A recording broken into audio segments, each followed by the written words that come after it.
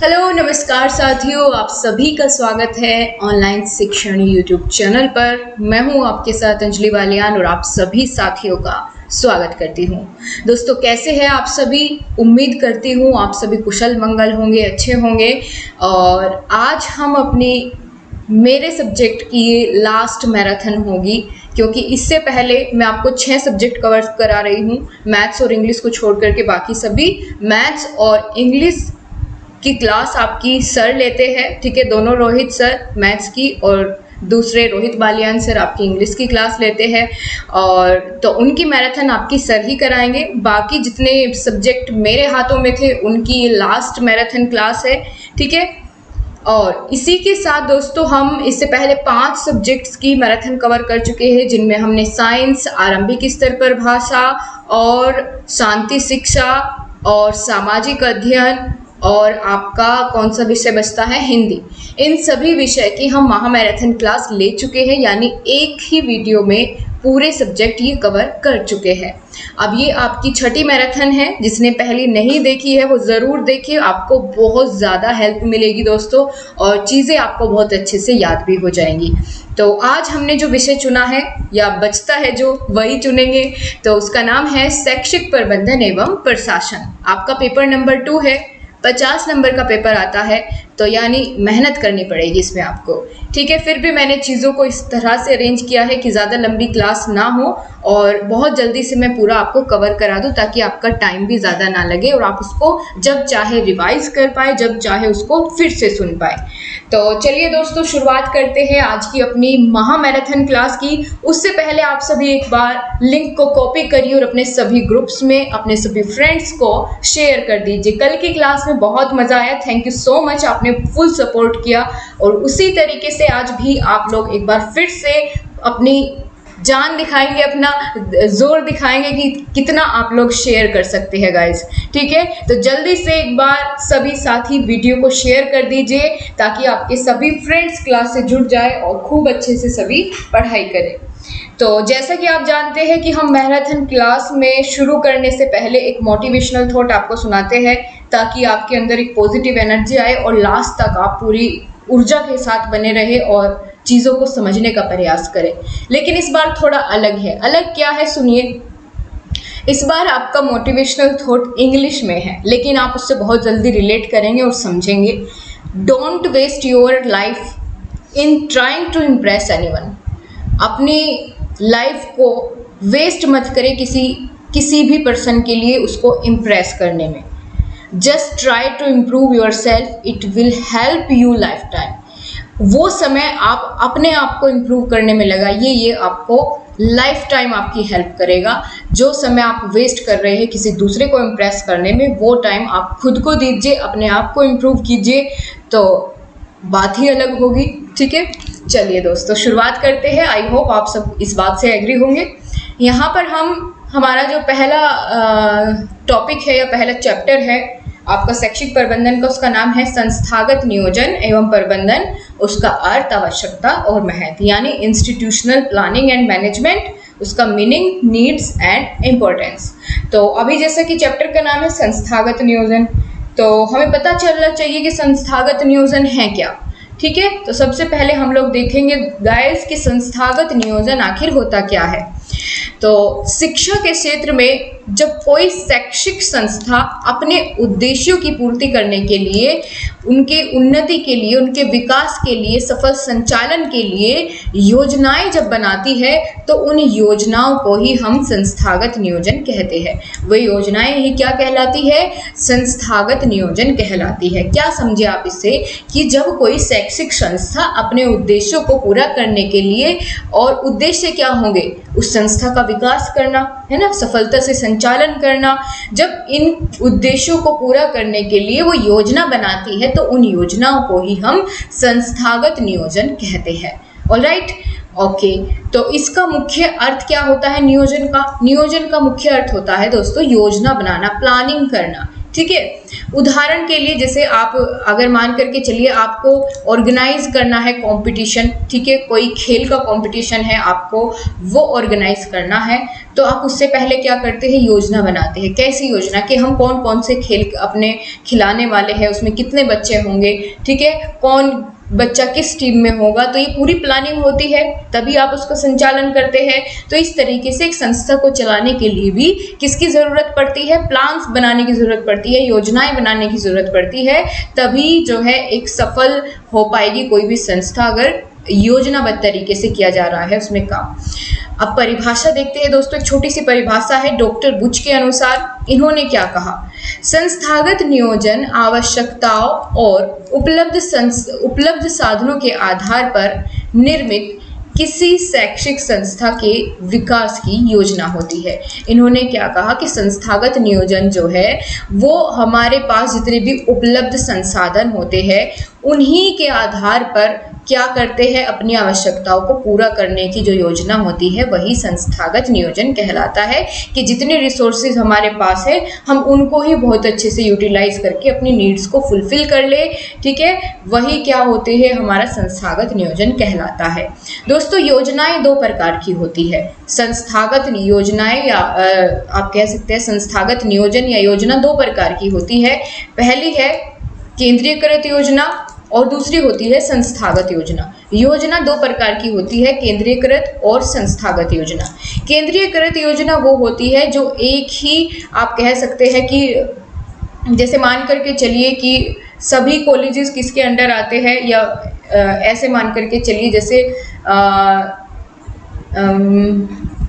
जैसे CBSE board है, ठीक है, और जितने भी स्कूल हैं वो सीबीएसई से एफिलेटेड है, ठीक है, वही पैटर्न फॉलो करते हैं जो सीबीएसई निर्धारित करता है। यानी जो योजना एक केंद्रीय स्तर पर बना दी गई वही सबको फॉलो करनी होती है, ठीक है, उसको हम क्या कहते हैं, केंद्रीयकृत योजना कहते हैं, जो एक संस्था के द्वारा बनाई जाए और बाकी उसके नीचे सबऑर्डिनेट जितनी भी संस्थाएं होती हैं उन पर वो लागू की जाए। लेकिन जो संस्थागत नियोजन होता है ये सब अपनी अपनी संस्था के रिसोर्सेज को देखते हुए, उसके साधनों को देखते हुए सब अलग अलग अपनी संस्था में करते हैं, ठीक है, बिल्कुल। अगर बात करें इन दोनों योजनाओं में से कौन सी योजना अच्छी होगी, तो संस्थागत योजना ज़्यादा अच्छी मानी जाती है, क्योंकि प्रत्येक संस्था की क्या आवश्यकताएं हैं, कितने उसके पास संसाधन हैं, ये वही जान सकता है, ना कि केंद्रीय स्तर पर इस बात की जानकारी होती है। तो जो योजना अपने आप बनाई जाती है वही ज़्यादा क्या होती है, सफल होती है, ठीक है। आगे चलते हैं, यहाँ आपका आ जाएगा संस्थागत नियोजन की आवश्यकता क्यों पड़ती है, क्या आवश्यकता है योजना बनाने की। बिना योजना के भी तो काम किया जा सकता है, करते भी है बहुत से लोग, लेकिन उसमें उतने उस हद तक सफल नहीं हो पाते जिस हद तक योजना बनाकर सफल हो सकते हैं, ठीक है। चलिए देखते हैं, आपके पेपर में पूछा गया है, हर एक चीज़ बहुत महत्वपूर्ण है, यहाँ से आप कुछ भी मिस नहीं करेंगे, इस बात का आपको ध्यान रखना है, क्योंकि जो चीज़ें मिस करने वाली थी मैं वो पहले ही कम कर चुकी हूँ, इससे ज़्यादा आप कम नहीं कर पाएंगे। तो संस्थागत नियोजन की आवश्यकताएं क्या है। पहली है दोस्तों, संस्था के लक्ष्यों के निर्धारण में सहायता मिलती है। अगर आप योजना बनाएंगे तो आपके क्या लक्ष्य है उसको निर्धारित करने में सहायता मिलेगी। दूसरा, समस्याओं व कठिनाइयों की पहचान कर उन्हें दूर करने में भी सहायता मिलेगी। आपके संस्थान के सामने कौन कौन सी समस्याएं आ रही है जो आपको आपका लक्ष्य पाने से रोक रही है, उन कठिनाइयों की आप पहचान कर पाएंगे और उन्हें दूर कर पाएंगे। साथ ही समय, धन एवं श्रम इनकी बचत होती है। अगर योजनाबद्ध तरीके से काम किया जाए तो समय भी बचेगा, धन भी बचेगा और श्रम भी बचेगा। साथ ही इससे छात्रों, अध्यापकों तथा प्राचार्य की भूमिका को निश्चित किया जा सकता है, ठीक है, निश्चित किया जा सकता है कि भाई योजना बनाएंगे तो उसके अंतर्गत किसकी क्या भूमिका है ये भी तो निर्धारित करेंगे, अध्यापक की क्या भूमिका है, प्राचार्य की क्या भूमिका है। आगे बात करते हैं, पांचवा, संस्था का विकास करने के लिए भी हम संस्थागत नियोजन करते हैं, इसकी आवश्यकता पड़ती है। समझ में आई बात, चलो आगे बढ़ते हैं। अब दोस्तों आवश्यकताएं जान ली, अब हम विशेषताएं देखेंगे, संस्थागत नियोजन की क्या क्या विशेषताएं होती है। पहला है दोस्तों, नियोजन विद्यालय की स्वानुभूत आवश्यकताओं पर निर्भर होता है, यानी जो योजना बनाती है वो उसकी आवश्यकताओं को ध्यान में रखते हुए ही योजनाएं बनाई जाती है। साथ ही नियोजन उपलब्ध संसाधनों तक सीमित रहता है। जितने संसाधन हमारे पास उपलब्ध होते हैं संसाधन से क्या मतलब है कि अगर मान के चलिए कि आपको अपनी तैयारी करनी है एग्जाम की, ठीक है, मान के चलिए, तो आपने योजना बनाई कि मैं कैसे कैसे तैयारी कर सकता हूँ, तो आप वही देखेंगे जितने आपके पास संसाधन उपलब्ध है, आप उन सीमित संसाधनों का प्रयोग करते ही अपनी तैयारी करेंगे। कैसे? अगर आपके पास कोई बुक है तो आप उसको लेकर के अपने साथ रखें कि भाई इसमें से तैयारी करनी है। फिर आप सोचेंगे इसके अलावा भी और क्या क्या ऑप्शन है जो मैं यूज़ कर सकती हूँ, तो आप देखें कि ऑनलाइन स्टडी हो सकती है, यूट्यूब की हेल्प से हमें बहुत सारी चीज़ें मिल जाएंगी, ठीक है। फिर आप सोचेंगे कि नोट्स बने बनाए मिल जाए तो मैम को बोलो PDF भी शेयर कर दे। तो इस तरीके से आप क्या करेंगे, जितने संसाधन आपके पास उपलब्ध हो सकते हैं उन सीमित संसाधनों का प्रयोग करके ही आप क्या करेंगे, बहुत अच्छी अपनी प्रिपरेशन करेंगे, ठीक है, योजनाबद्ध तरीके से। आगे बात करते हैं, नियोजन के सुस्पष्ट एवं पूर्व निर्धारित उद्देश्य होते हैं। बिल्कुल पहले ही उद्देश्य निर्धारित किए होते हैं, फिर उनको पूरा करने के लिए ही तो योजना बनाई जाती है। नियोजन स्वभाव में लोकतांत्रिक होता है, ठीक है। और अच्छा नियोजन कैसा होता है? लचीला होता है, जब चाहे सिचुएशन के अकॉर्डिंग हम उसको बदलाव कर सकते हैं। नियोजन स्थानीय आवश्यकताओं के अनुरूप होता है और नियोजन की सुधार एवं विकासकारी दृष्टि होती है। आप इनमें से कोई भी 5 जो आपको आसान लगे वो देख लीजिएगा जब आप एक बार फिर से रिवाइज करेंगे, ठीक है। 5 पॉइंट्स आपको याद है उतना बहुत है, उससे ज़्यादा की ज़रूरत बिल्कुल नहीं पड़ेगी। लचीला इन द सेंस होता है कि भाई जैसी परिस्थिति है उसके अनुसार आप योजना को बदल सके। नियोजन मतलब योजना बनाना। अब हमने शैक्षिक नियोजन देख लिया या संस्थागत नियोजन देख लिया, अब शैक्षिक प्रबंधन या संस्थागत प्रबंधन क्या है या प्रबंधन क्या है इसके बारे में हम लोग जानेंगे। प्रबंधन को हम इंग्लिश में क्या कहते हैं? मैनेजमेंट कहते हैं, ठीक है। यहाँ से आपका पहले भी क्वेश्चन आ चुके हैं और बहुत अच्छा टॉपिक है। प्रबंधन का क्या अर्थ है? प्रबंधन का अर्थ होता है दोस्तों उपलब्ध संसाधनों का दक्षतापूर्वक तथा प्रभावपूर्ण तरीके से उपयोग करना और उपयोग करते हुए क्या करना, कार्यों में समन्वय स्थापित करना और अपने लक्ष्यों की प्राप्ति करना, ठीक है। ये क्या कहलाएगा? प्रबंधन कहलाएगा कि भाई जितने भी हमारे पास संसाधन उपलब्ध है, उपलब्ध संसाधन है जितने हमारे पास, उनका बहुत दक्षतापूर्ण तरीके से, प्रभावपूर्ण तरीके से उनका उपयोग करना और अपने लक्ष्यों की प्राप्ति करना ही क्या है? प्रबंधन कहलाता है। इसके साथ ही आप इसमें और क्या जानेंगे? शैक्षिक प्रबंधन के संसाधन कौन कौन से हैं? ये देखिए आप, शैक्षिक प्रबंधन के संसाधन यानी दोस्तों 3 तरह के संसाधन होते हैं। एक तो मानवीय संसाधन, एक भौतिक संसाधन और तीसरा होता है वित्तीय संसाधन। वो आपको आगे देखने को मिलेगा, ठीक है। तो अभी हम बात करेंगे इस टॉपिक में आपका 2 ही संसाधन के बारे में जानने को मिलेगा, वो आपका आगे अलग टॉपिक आता है।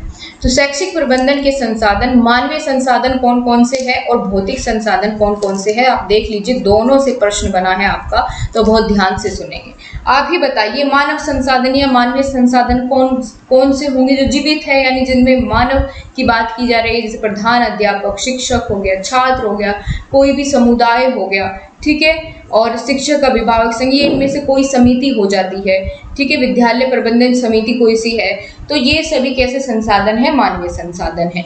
और बाकी भौतिक संसाधन कौन से होंगे? जैसे कक्षाएं, पुस्तकालय, छात्रावास, खेल का मैदान, शौचालय, स्टाफ रूम, लैब, ठीक है, ये सभी क्या है? भौतिक संसाधन होते हैं। और इसके साथ ही आगे बढ़ेंगे दोस्तों, कुशल प्रबंधन किसे कहते हैं? 1 नंबर में कभी कभार पूछ लेता है कि कुशल प्रबंधन क्या है। तो किसी कार्य को संबंधित व्यक्तियों के द्वारा पारस्परिक सहयोग से कुशलतापूर्वक संपन्न करने की प्रक्रिया ही कुशल प्रबंधन कहलाती है। यानी क्या है कुशल प्रबंधन? कुशल प्रबंधन ये है कि कोई भी कार्य जो हमने डिसाइड किया है करना, उसको उससे संबंधित व्यक्तियों की मदद से, सहयोग से कुशलतापूर्वक संपन्न करना ही, पूरा करना ही कुशल प्रबंधन कहलाएगा। फॉर एग्जाम्पल कि अगर मान के चलिए कि प्रधान अध्यापक है, उसने कैसे अपने साथी, जितने सहयोगी साथी, यानी आप मान के चलिए कि जितने भी अध्यापक है, उन सभी की सहायता से कुशलतापूर्वक किसी शैक्षिक प्रक्रिया को संपन्न किया, या समझ लीजिए कि बहुत अच्छे से अपने विद्यालय को आगे बढ़ाया। तो यही क्या है? कुशल प्रबंधन है। अगर किसी के बीच में भी भेदभाव नहीं है, मनमुटाव नहीं है, ठीक है, सभी एक दूसरे का सहयोग कर रहे हैं, कुशलतापूर्वक कार्य को संपन्न कर रहे हैं, वही क्या होगा? कुशल प्रबंधन होगा। इसी के साथ दोस्तों प्रबंधन की विशेषताएं कौन कौन सी होती है। तो दोस्तों प्रबंधन क्या है, सार्वभौमिक होता है। प्रबंधन कैसा है, सार्वभौमिक है, यानी प्रबंधन की जरूरत हमें हर जगह पड़ेगी। हर जगह किसी भी क्षेत्र में अगर हमें कोई भी कार्य करना है, उसको बहुत अच्छे ढंग से करना है, तो वहाँ उसके लिए हमें प्रबंधन की आवश्यकता जरूर पड़ेगी। प्रबंधन का अर्थ क्या बताया मैंने अभी आपको, यानी जितने भी हमारे पास उपलब्ध संसाधन है उनका कुशलतापूर्वक प्रयोग करना ही प्रबंधन कहलाता है। और नियोजन क्या था, उसके लिए योजना बनाना नियोजन था। तो आई होप आपके दिमाग में कोई भी आपस में कंफ्यूजन ना हो। प्रबंधन कैसा होता है, बहुआयामी होता है और ये एक समन्वित प्रक्रिया होती है, सब में समन्वय बना करके रखती है। ठीक है, उद्देश्यपूर्ण प्रक्रिया है और मानव जीवन को प्रभावित भी करता है। ये क्या है, प्रबंधन की विशेषताएं आपने देख ली है। अब प्रबंधन के क्षेत्र कौन कौन से हैं, प्रबंधन के अंदर हमें किस किस का प्रबंधन करना होगा, यानी कौन कौन से क्षेत्र आते हैं।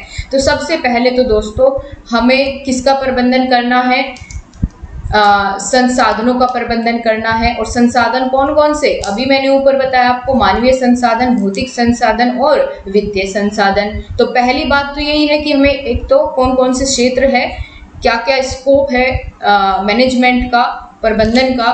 तो पहला तो ये है, हमें संसाधनों का प्रबंधन करना होता है। संसाधन 3 तरह के, मानव, भौतिक और वित्तीय संसाधन।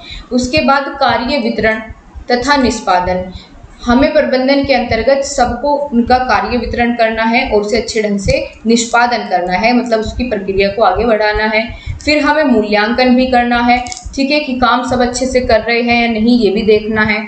फिर शिक्षण प्रबंधन, शिक्षण प्रबंधन में क्या क्या होगा, योजना बनाना, फिर उसकी व्यवस्था करना, फिर उसको अग्रसरण करना, बढ़ाना और देन नियंत्रित करना, ये सभी शैक्षिक प्रबंधन की या ये प्रक्रिया होती है। शैक्षिक प्रबंधन की ये प्रक्रिया होती है। ठीक है, योजना बनाना, फिर व्यवस्था करना, अग्रसरण करना और नियंत्रण करना। इसके साथ ही दोस्तों प्रबंधन की बहुत ही प्यारी सी छोटी सी परिभाषा दी है मैरी पार्कर ने। मैरी पार्कर ने क्या कहा कि प्रबंधन क्या है, प्रबंधन दूसरों से कार्य करवाने की कला है। क्या है प्रबंधन, दूसरों से कार्य करवाने की कला ही प्रबंधन होती है। ठीक, ये याद रहेगा आपको। चलो जी आगे बढ़ते हैं। आगे आपका यही टॉपिक मतलब शॉर्ट करके बताया गया है यहाँ कि संस्थागत नियोजन एवं प्रबंधन, इन तीनों शब्दों का अगर अलग अलग हम मतलब जाने तो क्या होगा, क्योंकि 3 शब्दों से मिलकर बना है शैक्षिक नियोजन एवं प्रबंधन। तो हम इन तीनों का अलग अलग मतलब जानने की कोशिश करते हैं। संस्थागत मतलब किसी भी संगठन या संस्था से संबंधित। ठीक है, संस्थागत का मतलब क्या है, संगठन या संस्था से संबंधित। नियोजन मतलब शुरुआत में ही बताया, चैप्टर की शुरुआत करते ही, योजना बनाना या योजनाबद्ध ढंग से किसी काम को करना। अब तीसरा क्या है, तीसरा हमने जो टॉपिक पढ़ा वह है प्रबंधन। प्रबंधन में मैंने आपको क्या बताया कि संसाधनों का अधिकतम उपयोग करते हुए योजनाबद्ध तरीके से लक्ष्य को प्राप्त करना, यानी यहाँ सिर्फ जो योजना हमने यहाँ बनाई थी उस योजना को फॉलो करते हुए हमें जितने संसाधन हमारे पास है उनका अधिकतम उपयोग करना है और अपने लक्ष्य को प्राप्त करना ही क्या कहलाएगा, प्रबंधन कहलाएगा। तीनों शब्द बहुत अच्छे से आपके दिमाग में अब क्लियर होंगे। जैसे भी क्वेश्चन बने उसके अकॉर्डिंग आपको आंसर करना होगा। दोस्तों यहाँ सिर्फ आपको कुछ गिने चुने प्रश्न को रटवाने की मेरी बिल्कुल भी इंटेंशन नहीं है। मैं ये चाहती हूँ आप टॉपिक को समझें और फिर वहाँ से क्वेश्चन कैसे भी पूछा जाए आप उसको अपने शब्दों में लिख पाएं, बस इतना मेरा यहाँ उद्देश्य है। और वही चीज़ मैं समझाने की हर एक क्लास में कोशिश भी करती हूँ कि आप चीज़ों को रटे ना, आप उनको समझें, ताकि पेपर में कितना भी टफ क्वेश्चन आए आपको आउट ऑफ सिलेबस कहने की ज़रूरत ना पड़े। ठीक है, अगर आप रट के जाएंगे वही मॉडल पेपर, वही 3-4 क्वेश्चन आप रट के जाएंगे तो फिर तो आपको भी आउट ऑफ सिलेबस ही लगने वाले हैं।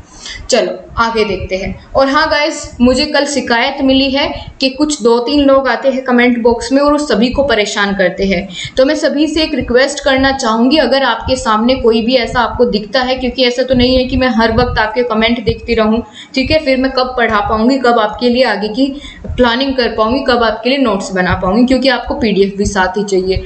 ठीक है, तो आपकी एक जिम्मेदारी बनती है, अगर कमेंट बॉक्स में कोई भी बदतमीजी कर रहा है, एक तो सबसे पहले आपको उसके साथ बातचीत नहीं करनी है, उसकी बातों का रिप्लाई नहीं करना है।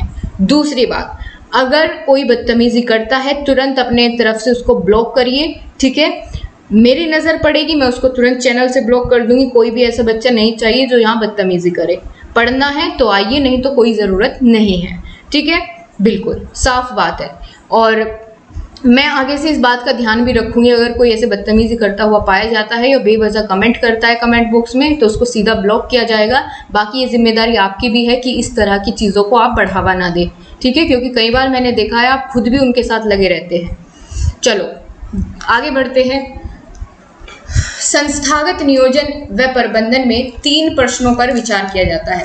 यानी दोस्तों, संस्थागत नियोजन और प्रबंधन में या नियोजन करने से पहले, प्रबंधन करने से पहले हमारे दिमाग में 3 प्रश्न आने चाहिए किसी भी व्यक्ति के, किसी भी संस्था के जो नियोजन या प्रबंधन करने जा रही है। वो क्या? सबसे पहले ये देखना है कि हम कहाँ हैं। मान के चलो कोई संस्था है, इसको अपनी प्लानिंग करनी है, कुछ उद्देश्य है उसके। ठीक है, तो सबसे पहले क्या सोचेंगे कि हम कहाँ हैं, यानी अभी हम कहाँ स्टैंड कर रहे हैं। मान के चलो आपका एग्जाम है, आपको इसके लिए योजना बनानी है और फिर उस योजना पर काम करते हुए अपना प्रबंधन करना है, सभी जितने रिसोर्सेज हैं उनका।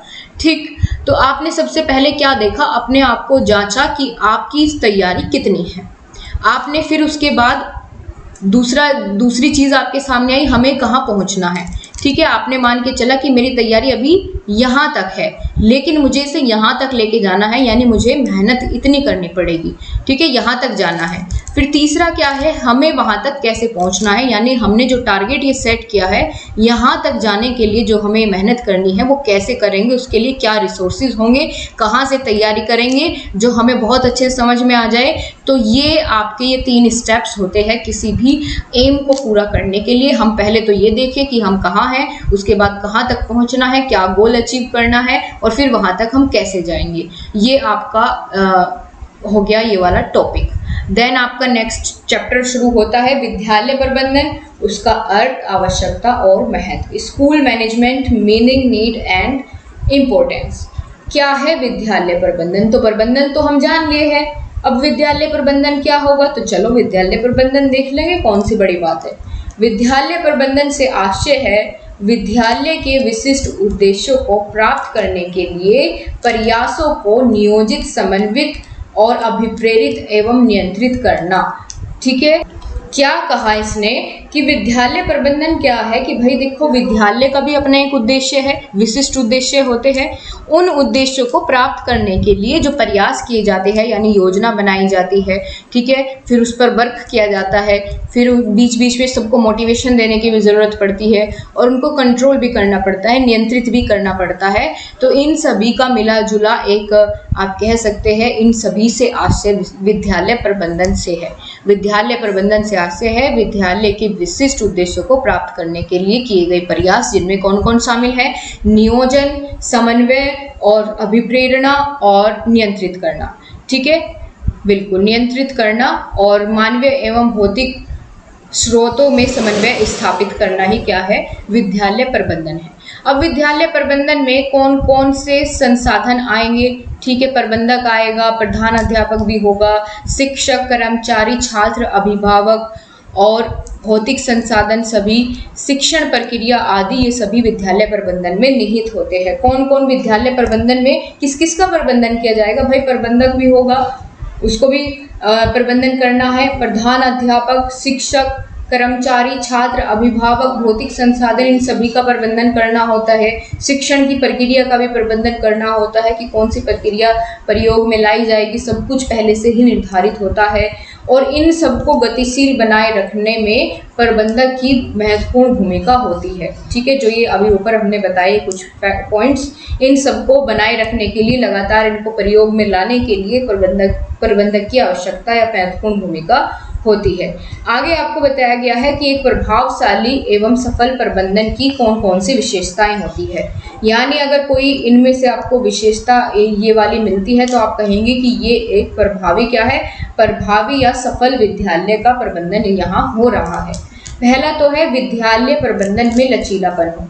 लचीलापन मतलब कि भाई विद्यालय, लचीलापन से मतलब यहाँ यही आप समझिए कि उनकी जो योजनाएं हैं, ठीक है, और योजनाओं को पूरा करने के लिए जो उन्होंने निर्धारित उद्देश्य को पाने के लिए जो प्रक्रिया वो अपना रहे हैं, वो समय के अनुसार, ज़रूरत के अनुसार वो चेंज हो सके, ठीक है, बदलाव किया जा सके, उसी को हम लचीलापन कहते हैं, लचीला कहते हैं। तो विद्यालय प्रबंधन लचीला हो, विद्यालय प्रबंधन में व्यवहारिकता हो और साथ ही साथ राष्ट्र की सामाजिक, राजनीतिक तथा दार्शनिक नीतियों एवं मूल्य के अनुरूप ही होना चाहिए और इसके साथ शिक्षा के अपेक्षित उद्देश्यों की प्राप्ति हेतु समन्वित प्रयास होना चाहिए।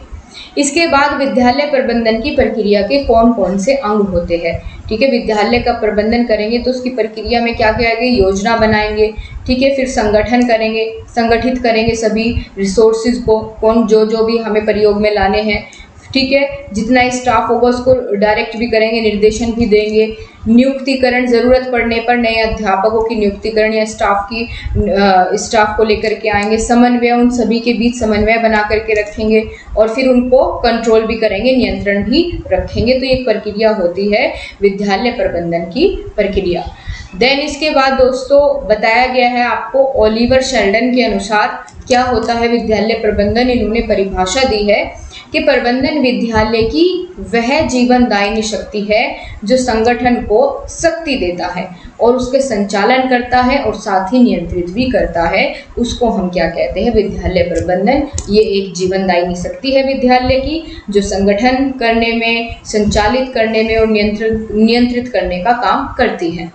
आगे बात करते हैं तो विद्यालय प्रबंधन के क्या क्या उद्देश्य होते हैं, कौन कौन से उद्देश्य है विद्यालय प्रबंधन के। पहला है दोस्तों कि शिक्षाविदों द्वारा बनाए गए लक्ष्यों की निष्ठापूर्वक पूर्ति, लक्ष्यों की निष्ठापूर्वक पूर्ति करने के लिए क्या करता है, प्रबंधन किया जाता है। मिलजुल कर रहने की कला सिखाने के लिए प्रबंधन किया जाता है। और क्या उद्देश्य होता है, विद्यालय संबंधी गतिविधियों तथा कार्यों का संचालन और संयोजन करने के लिए, विद्यालय में सहयोग की भावना का विकास करने के लिए, विद्यालय को सामुदायिक केंद्र के रूप में बनाने के लिए, ठीक है। तो इन सभी उद्देश्यों की पूर्ति के लिए विद्यालय प्रबंधन किया जाता है। आवश्यकता क्या है विद्यालय प्रबंधन की और महत्व क्या है, तो ये भी सुनिए। विद्यालय प्रबंधन की कौन कौन सी आवश्यकताएं हैं, तो दोस्तों लक्ष्यों को सफलतापूर्वक प्राप्त कर ले, ठीक है।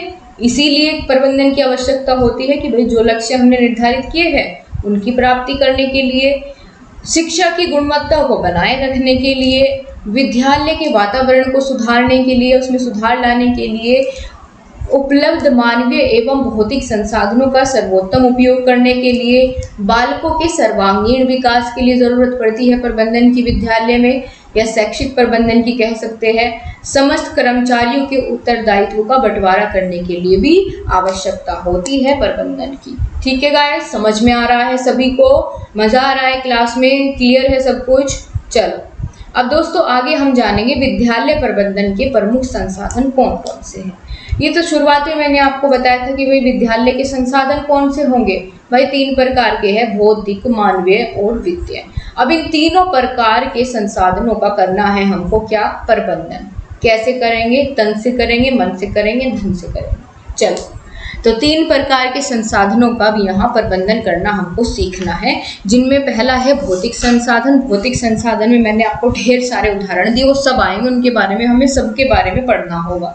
कौन कौन से, विद्यालय का भवन, ठीक है, और साज सज्जा का सामान, उपकरण, पुस्तकालय, खेल का मैदान, और क्या हो सकता है, कक्षा कक्ष, ये सभी जो भौतिक प्रबंधन है, भौतिक संसाधन है, इनके प्रबंधन के बारे में सीखना होगा। साथ ही मानवीय संसाधन में जितने भी संसाधन आएंगे, जैसे प्रधान अध्यापक हो गया, बच्चे हो गए, समुदाय हो गए, इन सब का प्रबंधन करना भी हमें सीखना है। और वित्तीय संसाधनों का प्रबंधन, यानी विद्यालय को कहाँ से धनराशि प्राप्त हो रही है, ठीक है, सरकार से हो रही है, समुदाय से हो रही है, उनका भी प्रबंधन करना हमें यहाँ पर सीखना है। आगे दोस्तों आपका बहुत इंपॉर्टेंट टॉपिक है कि विद्यालय प्रबंधन में किस किस की भूमिका होती है। यहाँ देखिए 2 बार रिपीट हो चुका है, बहुत अच्छा टॉपिक है। विद्यालय प्रबंधन में किस किस की भूमिका होगी, भाई जितने भी मैंने आपको मानवीय संसाधन बताए, सबकी अपने अपने स्टेज पर या सबकी अपने अपने लेवल पर ज़रूरत पड़ती है प्रबंधन में। बच्चे भी तो प्रबंधन करते हैं कई बार कक्षा कक्ष में, ठीक है। अभी बताऊंगी, आपको क्लियर हो जाएगा कैसे। सबसे पहले ज़रूरत होती है या सबसे प्रमुख भूमिका होती है प्रधान अध्यापक की, ठीक है। सबसे प्रमुख भूमिका किसकी है? प्रधान अध्यापक की। अगर आपसे ये पूछा जाए कि विद्यालय प्रबंधन में किसकी भूमिका सर्वाधिक किसकी भूमिका होती है, तो अभी मैं आगे बताऊंगी कि भाई प्रधान अध्यापक की भी है, अध्यापक की भी है, बच्चों की भी है। लेकिन अगर आपको ऑप्शन में मिले कि 3 ऑप्शन में तो आपको दे दिए प्रधान अध्यापक और विद्यार्थी और अध्यापक, और चौथा ऑप्शन दे दिया उपरोक्त सभी, तो आप टिक करेंगे उपरोक्त सभी। लेकिन ऑप्शन आपके एमसीक्यू में बनता है ऐसा क्वेश्चन। लेकिन अगर आपसे ऐसे पूछा जाए कि विद्यालय प्रबंधन में सर्वाधिक भूमिका या किसकी सबसे ज़्यादा भूमिका है, और आपको 4 ऑप्शन मिले और चारों में ऐसे ऐसे आपको नाम दिए गए हैं, विद्यालय प्रबंधन समिति की, प्रधान अध्यापक की, किसी समुदाय की, बच्चों की, अध्यापक की, तो तब आप सबसे ज़्यादा प्राथमिकता किसको देंगे? प्रधान अध्यापक को प्राथमिकता आप देंगे, ठीक है। चलो अब आगे बात करते हैं। विद्यालय प्रबंधन में प्रधान अध्यापक की महत्वपूर्ण भूमिका होती है, क्योंकि विद्यालय क्या है? एक संस्था है, और किसी भी संस्था को चलाने के लिए उसमें किसी पदाधिकारी की जरूरत पड़ती है। तो यह पदाधिकारी कौन होता है? विद्यालय का प्रधान अध्यापक होता है। अब विद्यालय के प्रधान अध्यापक की विद्यालय प्रबंधन में जो भूमिका है, सबसे ज्यादा भूमिका है, तो वो कौन कौन सी भूमिका होती है? चलिए पढ़िए। पहला है शैक्षिक दायित्व, जो शैक्षिक उद्देश्य रखे गए हैं किसी भी संस्था के, विद्यालय के, उनको पूरा करने का दायित्व, ठीक है, तो शैक्षिक दायित्व। दूसरा है प्रशासनिक दायित्व। प्रशासनिक दायित्व से मतलब है कि भाई जो भी कार्य हो रहा है विद्यालय में उसका सही से संचालन करना। तीसरा है आर्थिक दायित्व, भाई सारी ज़रूरतों की आप कह सकते हैं कि जितनी भी ज़रूरतें हैं एक विद्यालय के प्रबंधन में, उसके सुचारू रूप से कार्य करने के लिए उसमें जितनी भी आर्थिक सहायता की ज़रूरत पड़ती है उसको पूरा करने का दायित्व भी किसका है? प्रधान अध्यापक का है। समुदाय सहयोग संबंधी कार्य, जितने भी विद्यालय प्रबंधन संबंधी समितियां होती है, ठीक है, उनसे सहयोग बना करके रखना और उनसे संबंधित कार्य जितने भी है वो सभी पूरे करना भी प्रधान अध्यापक की भूमिका उसमें होती है। आगे बात करेंगे हम, शिक्षकों की भूमिका जानेंगे। प्रधान अध्यापक की जान ली, अब शिक्षकों की भूमिका देखो। शिक्षक प्रधान अध्यापक का सहयोगी होता है। क्या होता है? सहयोगी के रूप में कार्य करता है। प्रधान अध्यापक के निर्देशन में शिक्षक कार्य करेगा और प्रधान अध्यापक की सफलता एवं आदर्श विद्यालय की कोटि में विद्यालय को पहुंचाने के लिए शिक्षक की भी महत्वपूर्ण भूमिका होती है। क्योंकि मान के चलो अब प्रधान अध्यापक पूरी अपनी भूमिका को बहुत अच्छे से निर्वहन कर रहा है, लेकिन जो शिक्षक है, प्रधान अध्यापक का सहयोगी है, वो सही से काम नहीं कर रहा है, तो क्या जो प्रधान अध्यापक ने उद्देश्य निर्धारित किए हैं अपने विद्यालय के लिए, तो क्या वो पूरे हो पाएंगे? नहीं हो पाएंगे, कहीं ना कहीं कमी रह जाएगी, ठीक है। जब सब एक साथ मिलकर के अच्छे से कार्य करेंगे तभी सारे उद्देश्य बहुत बढ़िया तरीके से पूरे हो सकते हैं। शिक्षक का दायित्व इस प्रकार होगा, शिक्षकों का दायित्व इस प्रकार होगा। कैसे कैसे क्या क्या दायित्व है शिक्षक के? सबसे पहले शिक्षक का मतलब समझो आप। शिक्षक दोस्तों संस्कृत की शिक्ष धातु से मिलकर बना है, जिसका अर्थ होता है सीखना और सिखाना, यानी शिक्षक खुद भी सीखता रहता है और सिखाता भी है। अगर कोई आपको कहे कि शिक्षक जो है खुद नहीं सीखता, केवल सिखाने का काम करता है, तो बिल्कुल गलत है, वो फिर शिक्षक नहीं है, ठीक है। क्योंकि शिक्षक भी बच्चों से बहुत सारी नई चीज़ें सीखता है, नई बातें सीखता है, और कई बार किसी टॉपिक को कई बार बच्चों से भी सीखता है। तो इसमें कोई ऐसी बात नहीं है, शिक्षक का अर्थ ही होता है सीखना और सिखाना। इसके बाद शिक्षक की भूमिका क्या है? तो शिक्षक की भूमिका है यहाँ पर कि विद्यार्थियों के विकास में रुचि ले शिक्षक, उनके सामने कठिनाइयाँ आ रही हैं उन कठिनाइयों को दूर करे, ठीक है। अपने उद्देश्यों का निर्वहन सही ढंग से करे, जो भी उसके उद्देश्य है पढ़ाने का तो अच्छे ढंग से पढ़ाए। अध्यापक और कैसा होना चाहिए? शारीरिक और मानसिक रूप से स्वस्थ हो, चरित्रवान हो। अध्यापक में सहनशीलता और सांवेगिक स्थिरता भी होनी चाहिए। अध्यापक में कल्पना शक्ति तथा सृजनात्मकता होनी चाहिए, और बच्चों की जितनी भी आप कह सकते हैं कठिनाइयाँ हैं उनको दूर करने के लिए हमेशा एक शिक्षक को तत्पर रहना चाहिए। इसके बाद हमने प्रधान अध्यापक की भूमिका देख ली, शिक्षकों की भूमिका देख ली, अब बच्चों की भूमिका देखते हैं, बच्चे कैसे विद्यालय के प्रबंधन में अपना सहयोग देते हैं, ठीक है। तो पहला है कक्षा में शिक्षक की सहायता करके, ठीक है, कक्षा में शिक्षक की सहायता करके बच्चे विद्यालय प्रबंधन में अपना सहयोग दे सकते हैं।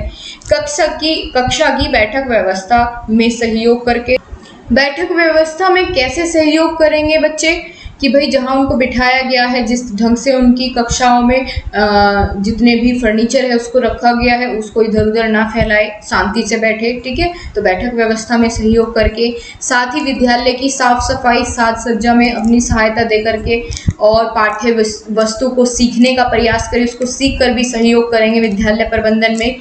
और विद्यालय में समय से उपस्थित रहकर ज्ञान अर्जन करना, इस तरह से भी वे बालक जो है, विद्यार्थी जो है, बच्चे जो है वो विद्यालय प्रबंधन में महत्वपूर्ण भूमिका निभाते हैं। अब दोस्तों विद्यालय प्रबंधन से संबंधित कुछ समितियां होती है जिनमें ग्राम शिक्षा समिति आती है। तो ग्राम शिक्षा समिति की क्या भूमिका है विद्यालय के प्रबंधन में, वो क्या करेगी, उसका क्या रोल है।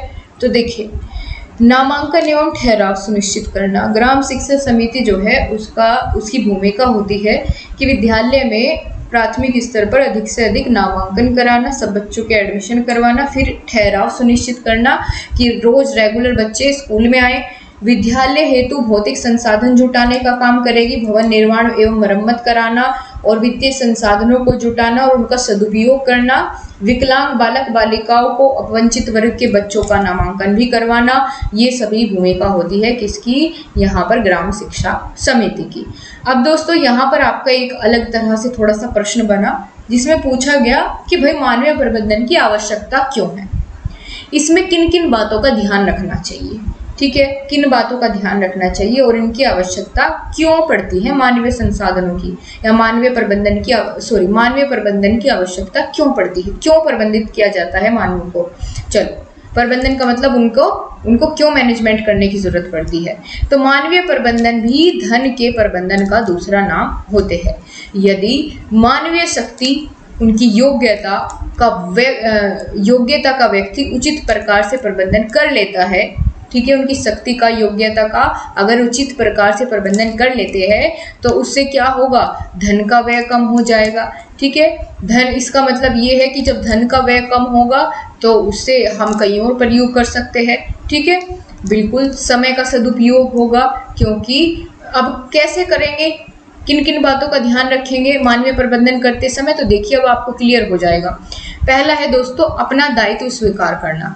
मानवीय प्रबंधन करते समय हमें ध्यान रखना है किन किन बातों का।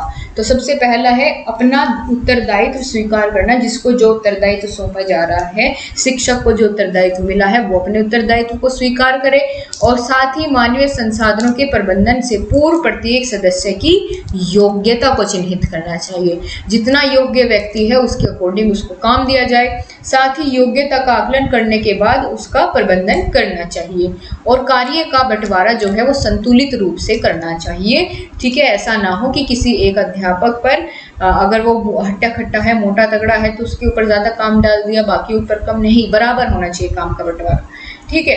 अब मानवीय प्रबंधन की के उद्देश्य क्यों है, क्यों किया जाता है मानवीय प्रबंधन। तो भाई सबसे पहला तो यही है कि शैक्षिक गुणवत्ता में वृद्धि करने के लिए, ठीक है, प्रमुख उद्देश्य तो यही है। साथ ही अगर कोई प्रतियोगिताएं आयोजित होती है तो किसी प्रतियोगिता को आयोजित करने के लिए तब वहाँ मानवीय प्रबंधन करने का उद्देश्य होता है। जागरूकता रैली, नाटक आदि के लिए क्रियाकलापों का आयोजन करने में, तो ये सभी मानवीय प्रबंधन के उद्देश्य थे। आगे हम जानेंगे विद्यालय प्रबंधन समिति के बारे में, और विद्यालय प्रबंधन से संबंधित कौन कौन सी समितियां हैं जिनके बारे में हमें जानना है और जो पेपर में पूछी जाती है, ठीक है। तो बहुत इंपॉर्टेंट टॉपिक है, चलिए जाने। विद्यालय प्रबंधन समिति ही विद्यालय के प्रबंधन के प्रति उत्तरदायी होती है। प्रबंधन समितियों के सहयोग से विद्यालय की व्यवस्था को गुणवत्तापूर्ण बनाई जा सकती है, क्योंकि प्रबंधन मानवीय तथा भौतिक संसाधनों के समन्वय स्थापित करने की ही एक प्रक्रिया होती है। अब कौन कौन सी ऐसी समिति है जो विद्यालय प्रबंधन करेगी, जिनमें पहला नाम है ग्राम शिक्षा समिति। विद्यालय प्रबंधन समिति में और कौन आएगी, शिक्षक अभिभावक समिति, इसके अंडर ही आती है मातृ शिक्षक समिति। अब एक एक करके इनके बारे में जानेंगे, और सबसे पहले हम बात करेंगे ओवरऑल विद्यालय प्रबंधन समिति के बारे में ही, ठीक है। दोस्तों विद्यालय प्रबंधन समिति, इसका अध्यक्ष होता है एक अभिभावक सदस्य, विद्यालय प्रबंधन समिति का अध्यक्ष होता है अभिभावक सदस्य। पूछा जाता है कि विद्यालय प्रबंधन समिति का अध्यक्ष कौन होगा, ऑप्शनल में मिलेगा आपको अभिभावक सदस्य, प्रधान अध्यापक, ग्राम प्रधान या इनमें से कोई नहीं। तो आप बताएंगे विद्यालय प्रबंधन समिति का अध्यक्ष कौन होगा, अभिभावक सदस्य होगा। कुल सदस्य कितने होते हैं, तो 15 कुल सदस्य होते हैं, जिनमें 11 तो अभिभावक ही होंगे और 4 सदस्य होते हैं नामित सदस्य, यानी जो फिक्स रहते हैं, जैसे उस विद्यालय का प्रधान अध्यापक और वहाँ का लेखपाल, मिडवाहफ जिनको बोलते हैं ANM दीदी, ठीक है, वो जो गर्भवती माता और उनके बच्चे का ख्याल रखती है, ठीक है, और प्रधान द्वारा नामित कोई एक सदस्य। तो इस तरह से कुल 15 सदस्य होते हैं विद्यालय प्रबंधन समिति में। विद्यालय प्रबंधन समिति में 50% महिलाओं का होना अनिवार्य है, ठीक है, कितना 50% इनमें महिलाएं होनी चाहिए, ज़्यादा हो जाए तो कोई दिक्कत नहीं है। इसके साथ ही विद्यालय प्रबंधन समिति का कार्यकाल 2 वर्ष का होता है। कार्यकाल आपसे नहीं पूछा जाता। आगे बढ़े तो विद्यालय प्रबंधन समिति क्या क्या कार्य करेगी, तो सबसे पहले तो यही है कि इसका काम होता है जागरूकता फैलाना।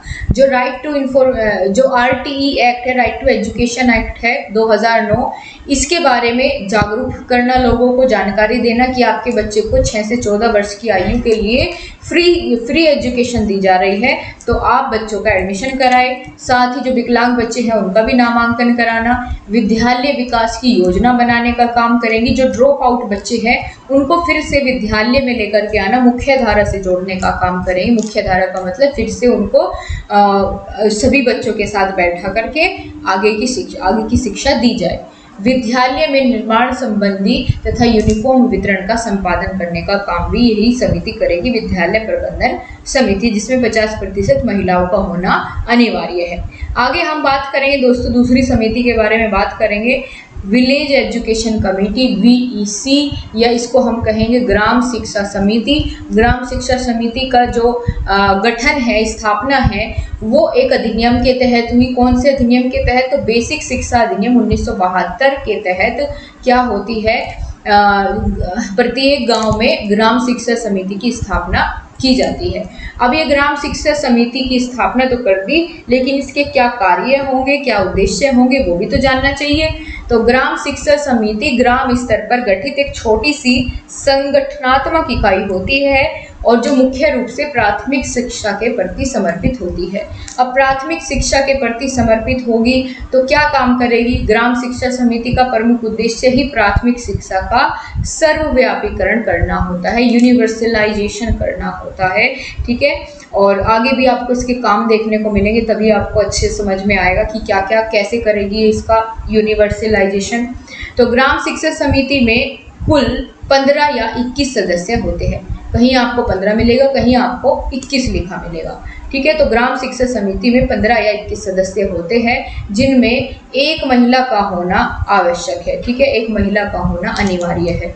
और इसका सचिव होता है विद्यालय का प्रधान अध्यापक। ये आपको याद रखना है, सचिव कौन है, अध्यक्ष कौन है, ये ज़्यादा जरूरी है, ठीक है। ग्राम शिक्षा समिति का सचिव प्रधान अध्यापक और अध्यक्ष होता है ग्राम प्रधान। कौन होगा, ग्राम प्रधान ग्राम शिक्षा समिति का अध्यक्ष होता है। उद्देश्य क्या है इस समिति के, ग्राम शिक्षा समिति के, तो जो ग्राम प्रधान की अध्यक्षता में प्राथमिक विद्यालय की स्थापना करना, नियंत्रण करना, उसके लिए योजना प्रारूप तैयार करना, ये है प्रमुख उद्देश्य।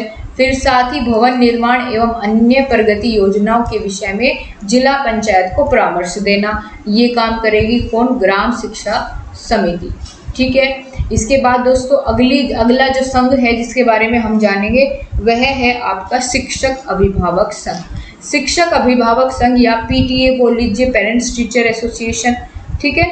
तो इसमें क्या होगा, अब शिक्षक अभिभावक संघ, नाम से पता चल रहा है कि भाई इसमें शिक्षक भी होंगे, अभिभावक भी होंगे, उनको मिला करके एक संघ बनाया गया है। अब ये क्या क्या काम करेगा, तो ये देखते हैं दोस्तों। प्रत्येक बच्चे के जीवन में उनके अभिभावकों की महत्वपूर्ण भूमिका होती है ना, बिल्कुल। तो ये संघ इसलिए बनाया जाता है ताकि अभिभावकों को शिक्षा के प्रति जागरूक किया जा सके, उन्हें बताए कि शिक्षा कितनी ज़रूरी है उनके बच्चों के लिए, ताकि वे अपने बच्चे को स्कूल भेजें, इसलिए यहाँ ज़रूरत होती है शिक्षक अभिभावक संघ बनाने की। समय समय पर यहाँ बैठकों का आयोजन किया जाता है ताकि प्रत्येक बच्चे के अभिभावक अपने बच्चे की पढ़ाई, उसके स्तर, उपलब्धि स्तर, अधिगम स्तर के बारे में जान सके। तो ये होता है पेरेंट्स टीचर एसोसिएशन, या फिर इसको आप पेरेंट्स टीचर मीटिंग बोलते हैं ना। कभी कभी आपके पेरेंट्स को बुलाया जाता होगा कॉलेज में, स्कूल में, तो वही है ये चीज़, ठीक है, बिल्कुल। तो पेरेंट्स टीचर एसोसिएशन कनेक्ट करने का काम करता है पेरेंट्स को टीचर्स के साथ और बच्चों के साथ, उनकी पढ़ाई के साथ। इसका प्रमुख उद्देश्य क्या है? तो पहला तो यही है कि अभिभावकों को भी बच्चों की स्कूली शिक्षा के साथ जोड़ना, उनको पता रहे कि भाई क्या चल रहा है समाज में, उसका बच्चा कितना आगे बढ़ना चाहता है, पढ़ना चाहता है, तो उसको वे संसाधन भी प्रोवाइड कराए, अपने आप भी शिक्षा का महत्व समझे, अपने बच्चे को भी सिखाए, ठीक है।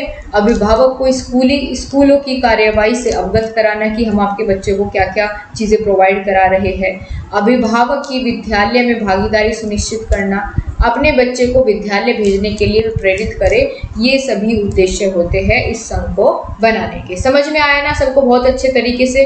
बिल्कुल गाइस, अगर आप पहली बार चैनल पर विजिट कर रहे हैं तो चैनल को सब्सक्राइब ज़रूर कर लीजिएगा। आपकी आगे भी इसी तरीके से बहुत अच्छे तरीके से मदद हम करते रहेंगे। और साथ ही साथ जितने भी साथी अभी नए जुड़े हैं वो चैनल को वीडियो को लाइक और शेयर कर दीजिए आप अपने फ्रेंड्स के साथ, ताकि आपके भी दोस्त, आपके भी संगी साथी क्लास से जुड़ पाए और इन सभी टॉपिक्स को समझ पाए और अच्छा स्कोर कर पाए। तो उम्मीद है आप लोग करेंगे शेयर। आगे बढ़ते हैं। ये आपका अध्याय नंबर 4 शुरू हो गया है। हमने 3 चैप्टर्स कंप्लीट कर लिए हैं बहुत तेज़ी के साथ। अब आपका जो चैप्टर आएगा वो आएगा भौतिक संसाधनों का प्रबंधन। अब भौतिक संसाधन कौन कौन से हैं मैंने आपको अभी बताया। अब यहाँ देख करके बताओ इनमें भौतिक संसाधन क्या है। इस इमेज में आप देख पा रहे हैं तो ये विद्यालय भवन, ये बस, ठीक है, ये ग्राउंड, ये साइकिल, ठीक है, और क्या बाकी ये जो चीज़ें इन्होंने हाथों में पकड़ी हुई है, इक्विपमेंट्स, ये सभी क्या है यहाँ के भौतिक संसाधन हैं, ठीक है। विद्यालय के अंदर क्या क्या होगा, और लाइब्रेरी होगी, कक्षा कक्ष होंगे, इन सभी का प्रबंधन करना एक एक करके हम अब सीखेंगे, ठीक है। आप 1-2 के बारे में ध्यान से सुन लेंगे तो आप बाकियों के बारे में, जिनके बारे में नहीं भी पढ़ा होगा, उनका प्रबंधन करने को अगर पूछ लिया जाए तो भी आप बता पाएंगे। तो भौतिक संसाधनों का प्रबंधन हमें सीखना है। अब दोस्तों विद्यालय में भौतिक संसाधन के प्रमुख अंग कौन कौन से हैं, ठीक है, कौन कौन से प्रमुख अंग हैं, यहाँ से क्वेश्चन बना हुआ है आपका। तो मैंने बताया भाई विद्यालय के अंतर्गत जितनी भी चीज़ें होगी, वहाँ का भवन, छात्रावास, प्रयोगशाला, पुस्तकालय, खेलने का मैदान, फर्नीचर, उपकरण, स्वच्छता के लिए जो भी सामान है वहाँ, शौचालय, पेयजल की व्यवस्था, ये सभी क्या है, ये सभी जो है विद्यालय के भौतिक संसाधन है। कैसे संसाधन है? भौतिक संसाधन ही तो है। तो इन्हीं संसाधनों का प्रबंधन हमें सीखना है। पेपर में पूछा गया था कि विद्यालय से संबंधित भौतिक संसाधनों के अंग का सूक्ष्म वर्णन करें। अब सूक्ष्म वर्णन करें, आप सोचेंगे पता नहीं क्या करना है, तो यही लिखना था भाई उसमें कौन कौन से संसाधन है, विद्यालय के कौन कौन से भौतिक संसाधन हैं, ठीक है ना। तो चलिए अब यहाँ पर अब हम जानेंगे सबसे पहले जो हमारा विद्यालय का जो भौतिक संसाधन है जिसका नाम है विद्यालय भवन। तो हम सबसे पहले क्या करेंगे, विद्यालय भवन का प्रबंधन करना सीखेंगे कैसे किया जाता है। सबसे पहले तो दोस्तों विद्यालय भवन का निर्माण ऐसे स्थान पर होना चाहिए जहां आवागमन, बिजली, पानी की व्यवस्था बहुत आसानी से उपलब्ध हो और छात्रों को वहां आने में कठिनाइयां ना हो, ठीक है, पहली ज़रूरी बात। दूसरा, अच्छे विद्यालय भवन की कौन कौन सी आवश्यकताएं होंगी, विशेषताएं होंगी, ये आपको समझना है। एक अच्छा विद्यालय भवन किसे कहेंगे? जहाँ जिस विद्यालय के लिए पर्याप्त स्थान हो, ठीक है, घिचपिच ना हो, पूरी अच्छे से पूरा खेलने के लिए भी जगह होनी चाहिए उसमें, ठीक है, कक्षा कक्ष के लिए बरामदा भी हो वहाँ पर, ठीक है, बच्चों के बैठने के लिए, खेलने के लिए सभी चीज़ें उपलब्ध हो, रसोई हो और वॉशरूम्स की व्यवस्था हो, वैज्ञानिक ढंग से उसकी बनावट हो। दोस्तों यहाँ पर आपको एक चीज़ समझनी है, सभी थोड़ा ध्यान देंगे, ठीक है। ये कुछ नया है यहाँ पर जो मैं अभी बताने वाली हूँ। जो आपको पहले नहीं बताया। वैज्ञानिक ढंग से बनावट का मतलब यहाँ ये है कि उनकी आकृतियाँ कुछ निश्चित की जाती है, जिनमें 2 प्रकार की योजना की, आप कह सकते हैं कि 2 प्रकार की योजनाओं के अंतर्गत कुछ आकृतियाँ बनती है, या जिनको हम 2 हिस्सों में बांटते हैं। उन आकृतियों को अगर बात करें, एक तो रुको, इसको बहुत अच्छे से ही मैं आपको बता देती हूँ, क्योंकि ये चीज़ मैंने आपको पहले नहीं बताई, ठीक है। तो उनकी विद्यालय की आकृति की हम बात कर रहे हैं, किसकी? आकृति की, कैसी कैसी हो। तो एक तो होती है खुली योजना, खुली योजना, और दूसरी होती है बंद योजना, बंद योजना। खुली योजना के अंतर्गत विद्यालय की कैसी कैसी आकृति वाले आप कहेंगे विद्यालय भवन होंगे। तो इसमें जैसे आप मान करके चलिए कि H टाइप के, HELT I और Y, इस टाइप के खुली योजना के अंतर्गत विद्यालय की आकृतियाँ, विद्यालय भवन की आकृतियाँ होती है। अब बात करें बंद योजना की आकृति, तो इसमें कैसे आएगी बंद योजना की आकृति में? एक तो ठोस आयत यानी सॉलिड रेक्टेंगल, अगर जिसको हम बोले तो ठोस आयत की आकृति, आयत। दूसरी आएगी इसके अंतर्गत खाली आयत, वो तो ठोस आयत था, ये आयत है क्योंकि इसके अंदर खाली जगह होगी, होल होंगे बीच में, कक्षाएं होंगी बीच में। और तीसरा होता है शून्य आयत, शून्य आयत या होलो रेक्टेंगल। शून्य आयत इसका मतलब ये है कि इसमें बीच में बिल्कुल खाली स्थान रहेगा और चारों ओर एक इमारत जैसी आकृति बनाई जाएगी, ठीक है। तो ये 2 प्रकार की योजनाओं के अंतर्गत होती है, खुली योजना, बंद योजना। कौन कौन से आएंगे?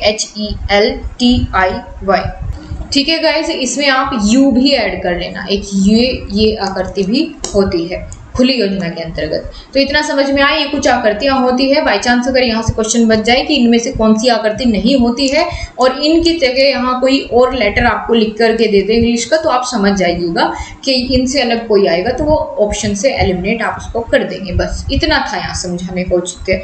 आगे बात करें तो कम लागत और लचीलापन हो, विद्यालय भवन कम लागत में बने और अच्छा बने, ठीक है। ये एक अच्छे विद्यालय भवन की विशेषता है। विद्यालय क्षेत्र सुरक्षित स्थान पर हो, ठीक है, और उसको विद्यालय भवन को दुर्घटनाओं से बचाए, लंबे समय तक सही ऐसे ही दिखता रहे। विद्यालय की सजावट हो, अच्छा वातावरण हो, सुयोग्य शिक्षित शिक्षक वहाँ रखे गए हो। तो इनमें से भी कोई 5 पॉइंट्स आप देख लीजिए, जो भी आपको आसान लगे वही आप विद्यालय भवन की, अच्छे विद्यालय भवन की विशेषताओं में आप लिख सकते हैं। दोस्तों, विद्यालय प्रधानाचार्य के व्यक्तित्व का प्रतिबिंब भी माना जाता है। विद्यालय को प्रधानाचार्य के व्यक्तित्व का प्रतिबिंब माना जाता है। क्यों? क्योंकि आप मान करके चलिए कि विद्यालय भवन को प्रतिबिंब क्यों कहा गया? अब कोई भी विद्यालय में गया, उसने देखा बहुत अच्छा साजो सजावट है, बहुत साफ सफाई है, सभी टीचर पढ़ाने में लगे हुए हैं, तो एकदम से जो पहला इंप्रेशन व्यक्ति के ऊपर पड़ेगा वो यही पड़ेगा कि इसका मतलब यहाँ के प्रधान अध्यापक बहुत सही है, भाई सब कुछ सबका प्रबंधन करके रखा है, बहुत अच्छे से मैनेज किया हुआ है सभी चीज़ों को, ठीक है। तो विद्यालय भवन हमने देख लिया। दूसरे नंबर पर बात करेंगे पुस्तकालय भवन की, क्योंकि ये भी तो भौतिक संसाधन है और हम पढ़ क्या रहे हैं? भौतिक संसाधन का प्रबंधन ही पढ़ रहे हैं। तो विद्यालय भवन का देख लिया, अब पुस्तकालय का देखो। भाई पुस्तकालय का प्रबंधन कैसे करेंगे? सबसे पहले तो ये समझो कि पुस्तकालय की महत्व क्या है। तो पुस्तकालय विद्यालय का हृदय कहलाता है। क्यों? क्योंकि वहाँ शिक्षक और छात्र दोनों को ही ज्ञान की प्राप्ति होती है, ठीक है। शैक्षिक जीवन के लिए पुस्तकालय एक महत्वपूर्ण स्थान है। वहाँ शैक्षिक क्रियाकलापों के लिए ये मुख्य केंद्र होता है और शिक्षक भी और विद्यार्थी भी यहाँ से निरंतर ज्ञान अर्जन करते रहते हैं। पुस्तकालय के कौन कौन से कार्य है? तो भाई सबसे पहले तो पुस्तकें शिक्षकों के अनुदेशन कार्य में सहायता करेंगी। वहाँ जो उपलब्ध पुस्तकें होंगी विद्यार्थियों के स्व अध्याय को बढ़ाएगी, है ना, और साथ ही बच्चों में पढ़ने की आदतों का विकास करेगी, है ना, पुस्तकालय भवन। और पुस्तकालय अच्छे साथी के रूप में पुस्तकों को पढ़ने को प्रोत्साहित भी करता है। तो ये आपके हो गए पुस्तकालय के कार्य। पुस्तकालय में सुधार के लिए उपाय क्या है? कि भाई पुस्तकालय भवन जो है आकर्षक लगना चाहिए। आकर्षक लगे तभी तो बच्चों को इंटरेस्ट होगा, वहाँ जाकर के बैठने का, पढ़ने का मन करेगा। और पुस्तकालय में फर्नीचर की व्यवस्था भी होनी चाहिए ताकि वहाँ बैठकर पढ़ सके। और जो पुस्तकें वहाँ रखी जाती हैं उनका अच्छे से रख रखाव हो, ठीक है। और नियमित रूप से बच्चों को वहाँ पर पुस्तकें देने की व्यवस्था भी हो, अलमारियाँ हो पर्याप्त तरीके से। और विद्यालय स्तर पर पुस्तकालयों में एक बुक बैंक की भी स्थापना की जाए ताकि अगर कोई भी वहाँ अपनी बुक को डोनेट करना चाहे तो वहाँ डोनेट कर सके, ठीक है, ताकि बाकी गरीब बच्चों की भी मदद हो सके और वहाँ से किताब लेना चाहे। और साथ ही यहाँ एक और बहुत अच्छा टॉपिक है कि छात्रों के लिए पुस्तकालय का महत्व क्या है। छात्रों के लिए बताओ जी क्या महत्व है। तो भाई विद्यालय में उन्हें पढ़ने का अवसर मिलेगा। पुस्तकालय भवन है तो विभिन्न प्रकार की पत्र पत्रिकाएं, पुस्तकों को पढ़ने का अवसर मिलेगा छात्र को। साथ ही जो निर्धन परिवार के छात्र हैं, जो पुस्तकों के लिए पुस्तकों को खरीदने का आप कह सकते हैं खरीद नहीं सकते हैं, तो पुस्तकालय से वो लेकर के पुस्तकें वहाँ से पढ़ सकते हैं, ठीक है। साथ ही पुस्तकालय से छात्रों में विविध प्रकार की पुस्तकें उपलब्ध होती है जिससे उनमें पढ़ने की रुचि जागृत होती है। तो ये महत्व हो गए पुस्तकालय के। अब प्राथमिक विद्यालय में कौन कौन सी पुस्तकें होती है, कई बार पूछ लिया जाता है। तो प्राथमिक विद्यालय में दोस्तों कुछ महत्वपूर्ण पुस्तकें हैं जिनके नाम कुछ इस प्रकार हैं। तो इनके नाम आपसे कई बार पूछ लिए जाते हैं, जैसे चंपक हो गया, है ना, प्राथमिक स्तर पर यही पुस्तकें मिलती है। कलरव हो गया और रिमझिम हो गया, ठीक है, बहुत सारी ऐसी किताबें होती हैं। गिन तारा और एक आती है रेनबो, ठीक है, इंद्रधनुष या रेनबो जो भी उसको बोलते हैं। तो इस तरीके से कुछ नाम हैं जो कि प्राथमिक स्तर पर बच्चों को मनोरंजन के लिए पुस्तकें दी जाती हैं। इनमें भर भर के चित्र होते हैं जिससे बच्चे का पढ़ने में मन लगे। तो ये कुछ प्राथमिक विद्यालय में पुस्तकें दी जाती हैं, उनके नाम मैंने आपको बताए। पाठ्य पुस्तकों की विशेषताएं क्या होनी चाहिए प्राथमिक विद्यालय में? वे रंगीन हो, चित्रों वाली हो, उनकी भाषा बहुत सरल हो, ठीक है, और ऐसी कहानियां उसमें हो जिससे बच्चे के अंदर जिज्ञासा उत्पन्न हो, बच्चे के ज्ञान को बढ़ाने वाली होनी चाहिए, ठीक है, बालकों का मानसिक, नैतिक और चारित्रिक विकास करने वाली पुस्तकें होनी चाहिए। ये पुस्तकों की विशेषताएं थी। आगे चलते हैं तो विद्यालय के भौतिक संसाधनों में हमने क्या क्या पढ़ लिया। हमने विद्यालय भवन पढ़ लिया, उसके बाद हमने पुस्तकालय पढ़ लिया, उसके बाद हमने अब देखना है जो नया टॉपिक आएगा, खेल का मैदान, प्लेग्राउंड।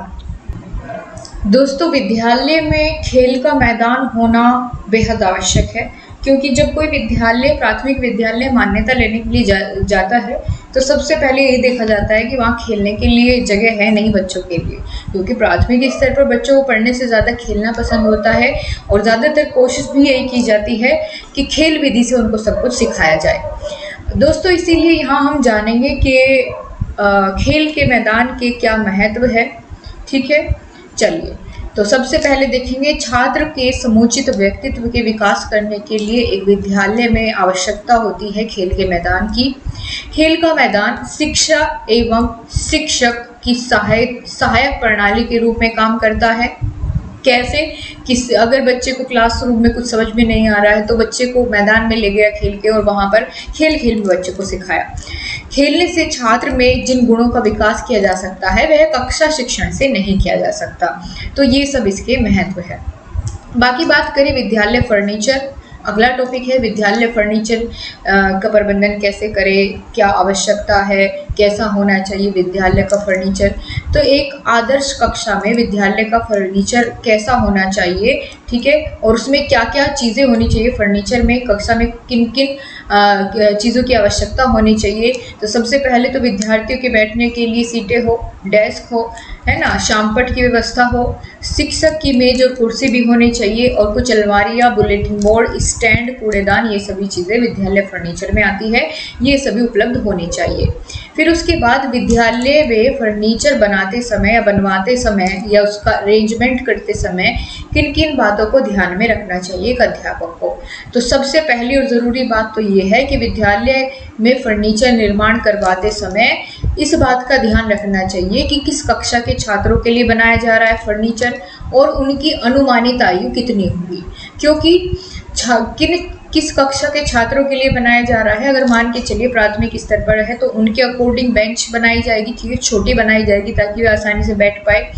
तो उनकी अनुमानित आयु पता होनी चाहिए। दूसरा, छात्रों की शारीरिक अभिवृद्धि के अनुसार उनके लिए फर्नीचर का निर्माण हो। अगर कोई शारीरिक रूप से अक्षम बालक है तो उसके लिए उसी तरह के फर्नीचर की व्यवस्था की जाए। व्यक्ति विशेष की आवश्यकताओं को ध्यान में रखकर फर्नीचर बनाया जाए, ठीक है। और फर्नीचर की व्यवस्था इस तरह से हो कि आगे बैठने वाले बच्चे पीछे बैठने वाले बच्चों के लिए बाधा ना बने। और इसी के साथ डेस्क की ऊंचाई इतनी हो जिससे लिखते समय छात्रों को उचकने की जरूरत ना पड़े। डेस्क की चौड़ाई लगभग 18 इंच होनी चाहिए। तो ये विद्यालय में फर्नीचर की व्यवस्था कैसी करनी है ये आपने देख लिया। अब शैक्षिक उपकरण क्या है भाई? शिक्षा में जो शिक्षण कार्य को, शिक्षण की प्रक्रिया को प्रभावी बनाने के लिए जिन उपकरणों का प्रयोग किया जाता है उनको हम शैक्षिक उपकरण कहते हैं। कौन क्या क्या आएगा इसमें? शामपट, चार्ट, मॉडल, मानचित्र, रेखा चित्र, कुछ आकृतियां हो सकती है, ग्राफ या विज्ञान शिक्षण सामग्री, ये सभी क्या है? ये सभी शैक्षिक उपकरण कहलाते हैं जो शिक्षा में मदद करते हैं या शिक्षा प्रक्रिया को प्रभावशाली बनाने का कार्य करते हैं। इनको हम शैक्षिक उपकरण कहते हैं। इनको हम TLM के नाम से भी जानते हैं, टीचिंग लर्निंग मटेरियल के नाम से भी जानते हैं, ठीक है। आगे हमारा जो नया टॉपिक है ये है विद्यालय स्वच्छता, स्कूल सैनिटेशन। क्या क्या ज़रूरत है स्वच्छता की? स्कूल सैनिटेशन की ज़रूरत क्या है? क्यों रखनी चाहिए साफ सफाई? तो दोस्तों अगर बात करें स्वच्छता की तो स्वच्छता बालक के जीवन में एक अनिवार्य गुण होती है। बालक को अपने घर के साथ साथ विद्यालय में भी स्वच्छता का विशेष ध्यान रखना चाहिए। कौन कौन सी बातों का ध्यान रखना चाहिए? कि भाई विद्यालय की दीवारों को साफ रखे, गंदा ना करे, ठीक है। और छात्रों की व्यक्तिगत स्वच्छता का भी समय समय पर निरीक्षण किया जाए। नाखून तो नहीं बड़े हैं, है ना, बाल बड़े तो नहीं है, गंदे तो नहीं है नाखून, इस सब का। साथ ही विद्यालय से जुड़े सभी व्यक्तियों को स्वच्छता के विषय में जागरूक किया जाना चाहिए। अध्यापक द्वारा विद्यालय में समय समय पर स्वच्छता को लेकर के कुछ कार्यक्रम चलाए जाने चाहिए। उसके बाद आता है शौचालय। शौचालय की व्यवस्था कैसी हो? कि भाई शौचालय की सफाई करने के लिए वहाँ सफाई कर्मी होने चाहिए। और क्या होना चाहिए? वहाँ पर्याप्त मात्रा में शौचालय हो, लड़कियों के लिए अलग शौचालय हो, बालक के लिए अलग, बालिकाओं के अलग और शिक्षाओं के लिए अलग शौचालय की व्यवस्था होनी चाहिए प्रत्येक विद्यालय में। आगे बात करते हैं पेयजल की व्यवस्था। तो भाई ये आप लोग अपने आप भी सोच करके लिख सकते हैं, मैं आपको थोड़ा सा आइडिया देती हुई चल रही हूँ कि कैसे क्वेश्चन बनेगा तो आप आंसर कैसे करेंगे। पेयजल की व्यवस्था कैसी हो?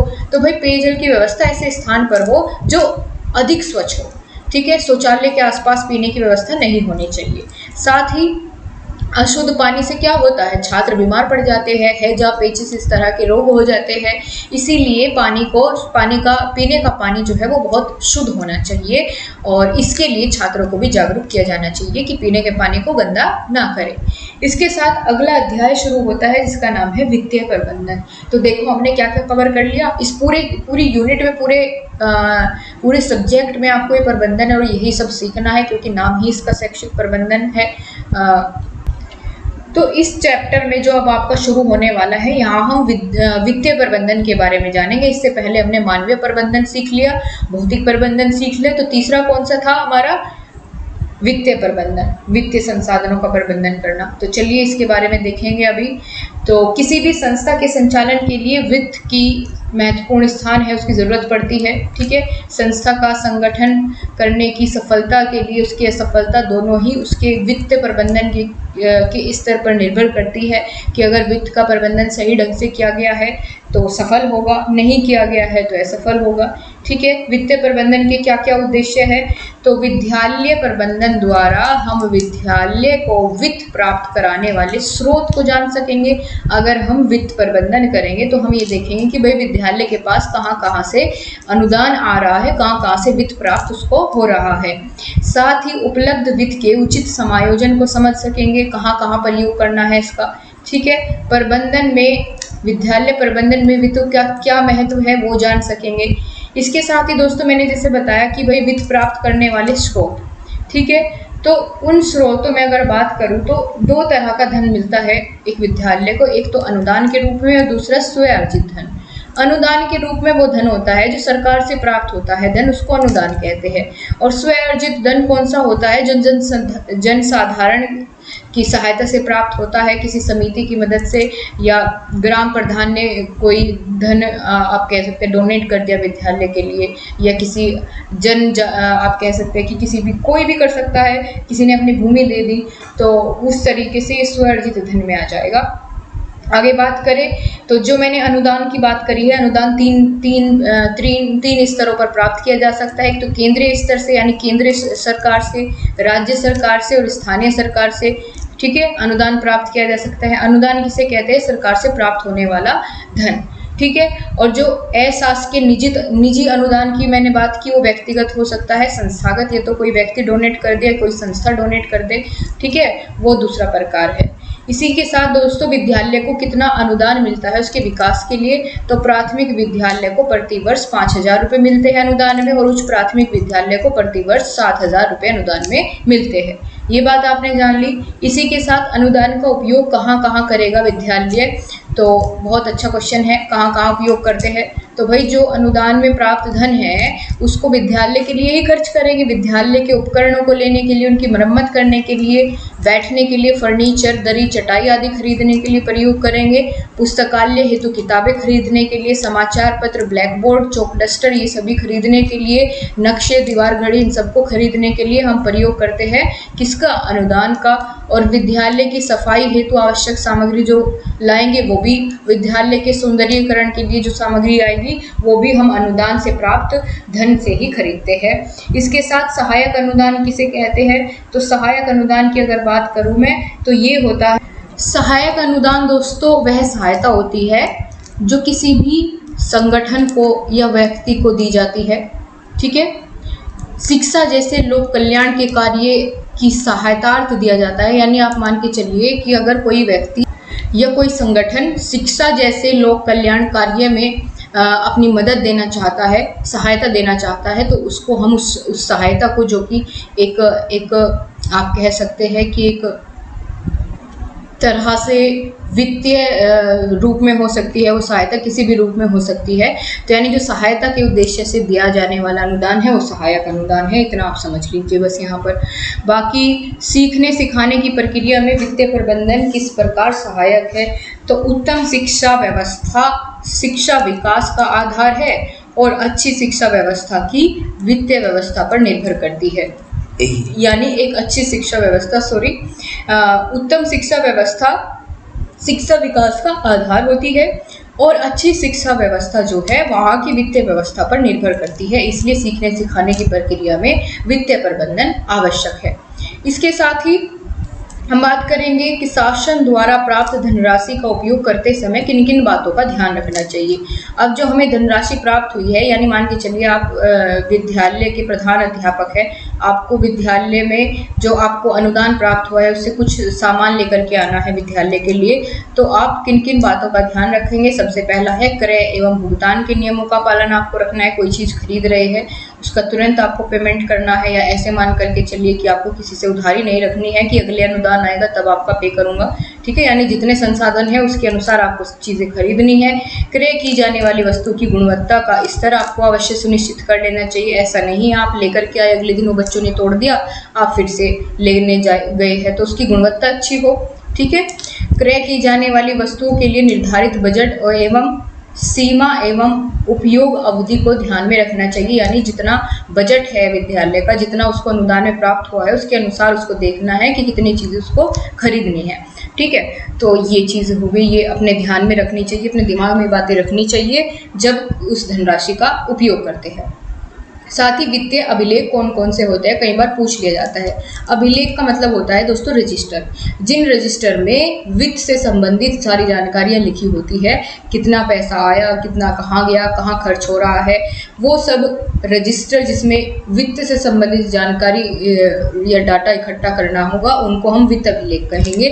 तो पहला है शुल्क एकत्रीकरण रजिस्टर, ठीक है। इनके नाम ध्यान रखना, आप कई बार 2-3 लिखने को दे देते हैं। तो शुल्क एकत्रीकरण, वेतन भुगतान रजिस्टर, रख रखाव register, cash book, mid day meal register, ठीक है।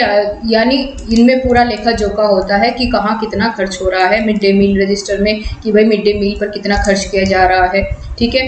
राशन के लिए कितना है, कौन से राशन पर ज़्यादा खर्च हो रहा है, पूरी जानकारी होती है। किस दिन कितना क्या मंगाया, सारी चीज़ें इसमें मेंशन होती है। BTC 2017 में एक छोटा सा प्रश्न बना था, उचित वित्तीय प्रबंधन निर्धारित करता है क्या?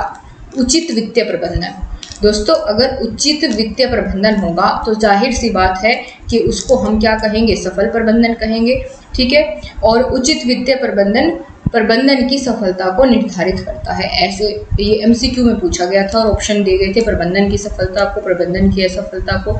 तो उचित वित्तीय प्रबंधन की सफलता को निर्धारित करता है। बहुत सारा कवर कर चुके हैं हम, लगभग मान के चलिए आधे से ज़्यादा हमारा हो चुका है सिलेबस पूरा। आगे बात करेंगे लर्निंग कॉर्नर। लर्निंग कॉर्नर क्या है? लर्निंग कॉर्नर क्या है? तो लर्निंग कॉर्नर विद्यालय का एक कोना होता है और ऐसा कोना है जिसमें शिक्षण से संबंधित सारी शिक्षण अधिगम सामग्री होगी, ठीक है, इसी कोने में रखी जाएगी। विद्यालय लर्निंग कॉर्नर में उपस्थित वस्तुओं को बच्चे क्या करेंगे, स्पर्श करके, उनको देखकर और उनके पढ़ करके क्या करेंगे, ज्ञान अर्जित करेंगे। अब लर्निंग कॉर्नर द्वारा बच्चों में किन किन गुणों का विकास होता है? तो अवलोकन करने का गुण उनमें विकसित होता है, निरीक्षण करने का और निष्कर्ष निकालने का, इन गुणों का विकास किया जा सकता है लर्निंग कॉर्नर की मदद से। अब दोस्तों कई बार पूछा जा सकता है कि अध्यापक डायरी, अध्यापक दैनंदिनी क्या होती है, इसकी व्याख्या करिए, पूछा भी गया है पहले एक बार।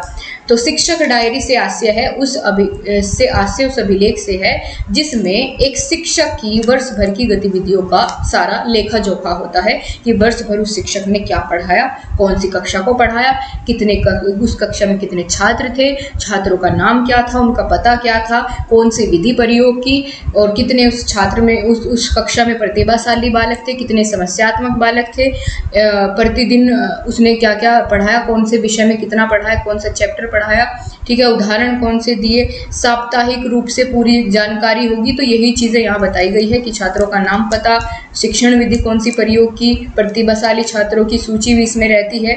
अध्यापक दैनंदिनी में या अध्यापक डायरी में समस्यात्मक बालक कौन कौन से उसकी कक्षा में, इस बात की जानकारी होती है। नेक्स्ट चैप्टर है आपका शैक्षिक प्रबंधन। अब ये शैक्षिक प्रबंधन क्या है? विद्यालय प्रबंधन तो हमने जान लिया, अब शैक्षिक प्रबंधन में आएगा सबसे पहले कक्षा कक्ष का प्रबंधन करना, ठीक है। कक्षा कक्ष प्रबंधन का सामान्य अर्थ है कक्षा कक्ष में संबंधित जितने उपकरण हैं उन एवं भौतिक व्यवस्था से जितने भी उपकरण हैं उन सभी की व्यवस्था सुचारू रूप से हो, और इसका उद्देश्य शिक्षण अधिगम प्रक्रिया को प्रभावशाली बनाना या प्रभावी बनाना होता है। कक्षा कक्ष प्रबंधन का उद्देश्य, कक्षा कक्ष प्रबंधन में केवल और केवल भौतिक व्यवस्था नहीं, उसके साथ साथ मानवीय संसाधन जो उपस्थित रहते हैं कक्षा कक्ष के अंदर, जैसे शिक्षक और छात्र, उन सभी का प्रबंधन करना भी कक्षा कक्ष प्रबंधन के अंतर्गत आएगा। जैसे यहाँ देखिए, कक्षा कक्ष प्रबंधन एक व्यापक संप्रत्यय है जिसके अंतर्गत कक्षा से संबंधित समस्त भौतिक एवं मानवीय संसाधन के प्रबंधन को सम्मिलित किया जाता है। अब इसमें उदाहरण बताए गए हैं, भौतिक संसाधन कौन कौन से, भवन, कुर्सी, मेज इत्यादि, और मानवीय संसाधन शिक्षक और शिक्षार्थी, ये सभी सम्मिलित होते हैं। कक्षा कक्ष प्रबंधन के उद्देश्य क्या होंगे?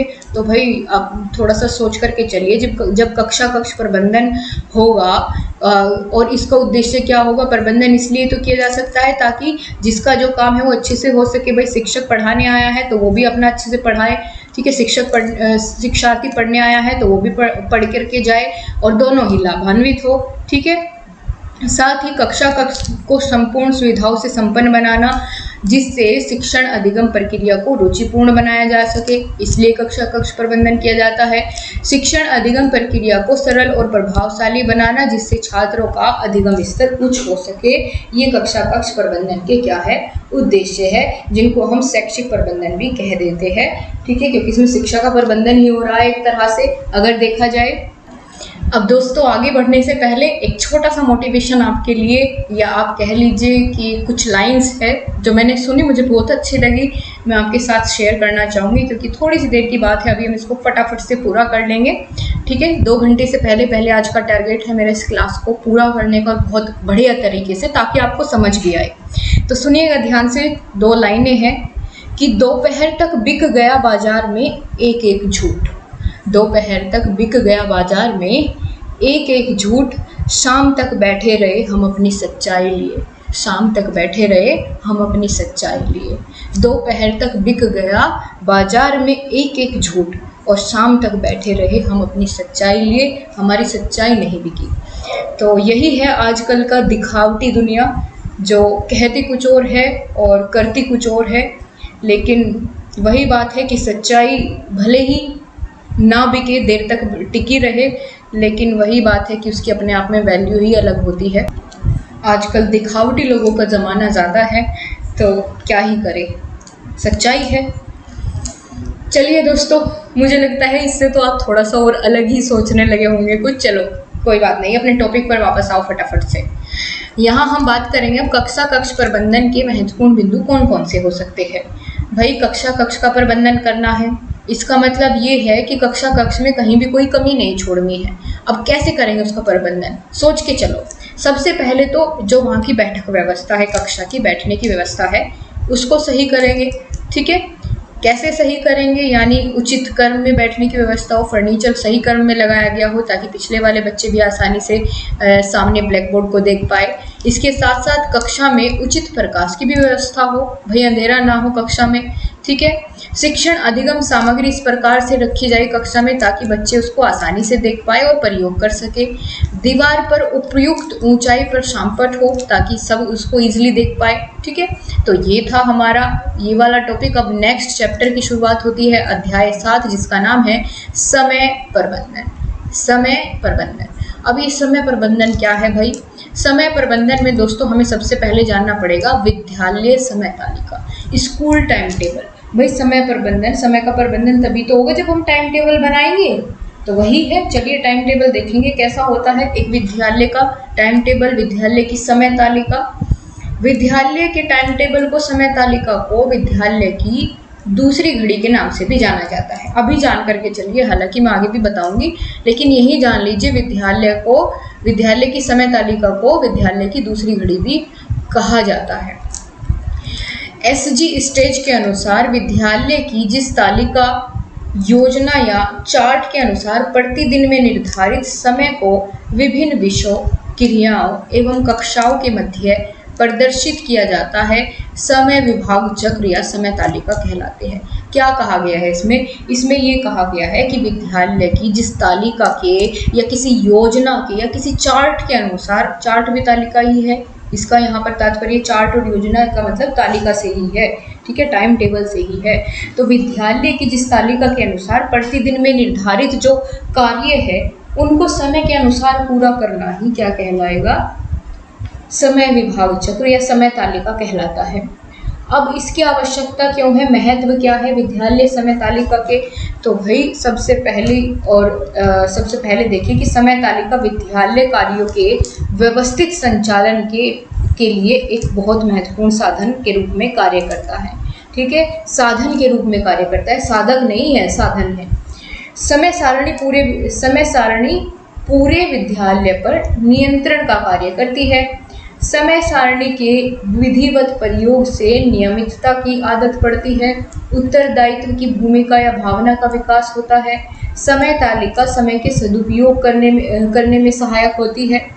ठीक है, साथ ही विद्यार्थियों की व्यक्तिगत रुचियों, अभिरुचियों तथा योग्यताओं का चरम उपयोग किया जाता है। इसके साथ ही अच्छी समय तालिका शिक्षकों में कार्य के प्रति रुचि एवं प्रेरणा विकसित करके उन्हें कार्यकुशल बना देती है।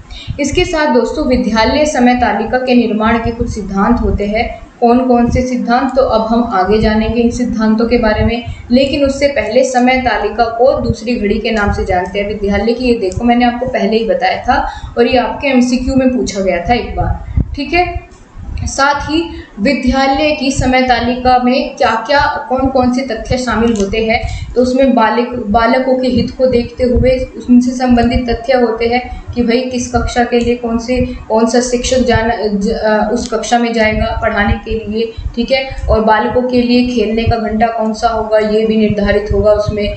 शिक्षकों से संबंधित भी उसमें तथ्य होंगे कि भाई शिक्षक किस समय कौन सी कक्षा में पढ़ा रहा होगा। विद्यालय सामग्री संबंधित और शिक्षा विभागीय नियमों के आधार पर इसको बनाया जाता है और संसाधनों का उत्तम उपयोग करने के लिए बनाया जाता है विद्यालय समय तालिका को। अब कौन कौन से सिद्धांत है विद्यालय समय तालिका के निर्माण के? इसमें आता है दोस्तों, पहला है लोच का सिद्धांत। अब ये लोच का सिद्धांत क्या है, बहुत इंपॉर्टेंट है। लोच का सिद्धांत मतलब दोस्तों यहाँ है कि भाई जो हम समय तालिका बनाएंगे, विद्यालय समय तालिका बनाएंगे, समय सारणी बनाएंगे, वो कैसी हो? वो दोस्तों विद्यालय की समय तालिका लचीली होनी चाहिए।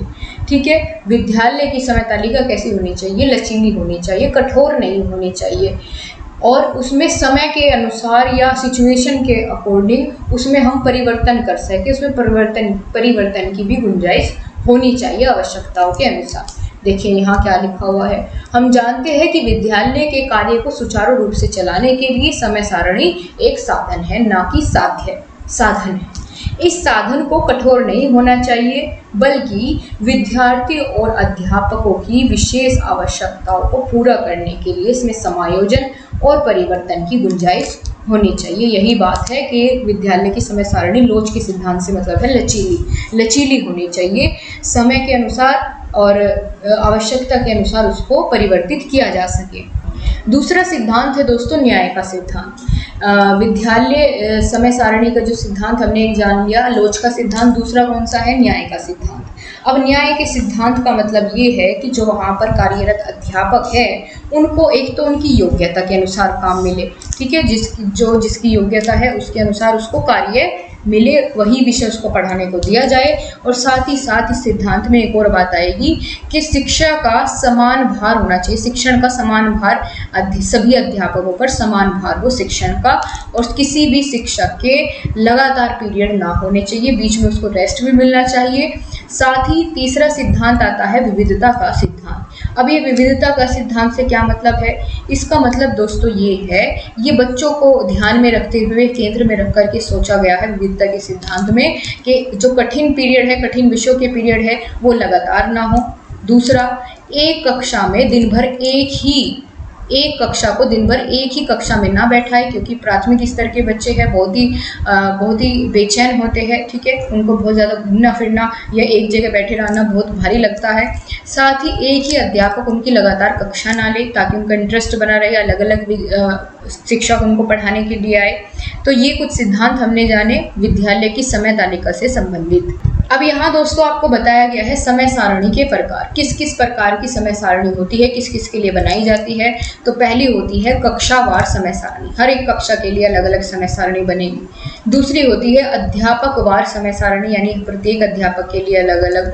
पाठ्य सहगामी क्रियाकलापों की समय सारणी अलग बनेगी, ठीक है। अध्यापक के अतिरिक्त जो घंटे होते हैं, खाली घंटे हैं, उनमें क्या करना है उसकी समय सारणी अलग बनेगी। तो ये 4 प्रकार से समय सारणी हो जाएगी, कक्षावार, अध्यापकवार, पाठ्य सहगामी क्रियाकलापों की समय सारणी और अध्यापक के रिक्त घंटों की समय सारणी। इतना आपको क्लियर हो गया। अब चलिए आगे बढ़ते हैं। यहाँ आपका नया चैप्टर शुरू होता है, चैप्टर नंबर 8, जिसका नाम है पाठ्य सहगामी क्रियाओं का प्रबंधन, यानी को कैरिकुलर एक्टिविटीज़ के बारे में हम यहाँ बात करेंगे। पाठ्य सहगामी क्रियाओं के बारे में, क्या होती है पाठ्य सहगामी क्रियाएं, एक्स्ट्रा कैरिकुलर एक्टिविटी या को कैरिकुलर एक्टिविटी क्या होती है। तो दोस्तों पढ़ाई के साथ साथ जो हम और अन्य क्रियाएं कराते हैं बच्चों से, ठीक है, जैसे खेल कूद हो गया, वाद विवाद हो गया, कोई सांस्कृतिक कार्यक्रम का आयोजन कर लिया, राष्ट्रीय पर्व मनाया, कहीं भ्रमण के लिए ले गए बच्चों को, बागवानी का काम कर लिया, ये सभी कैसी क्रियाएं हैं? पाठ्य सहगामी क्रियाएं होती है।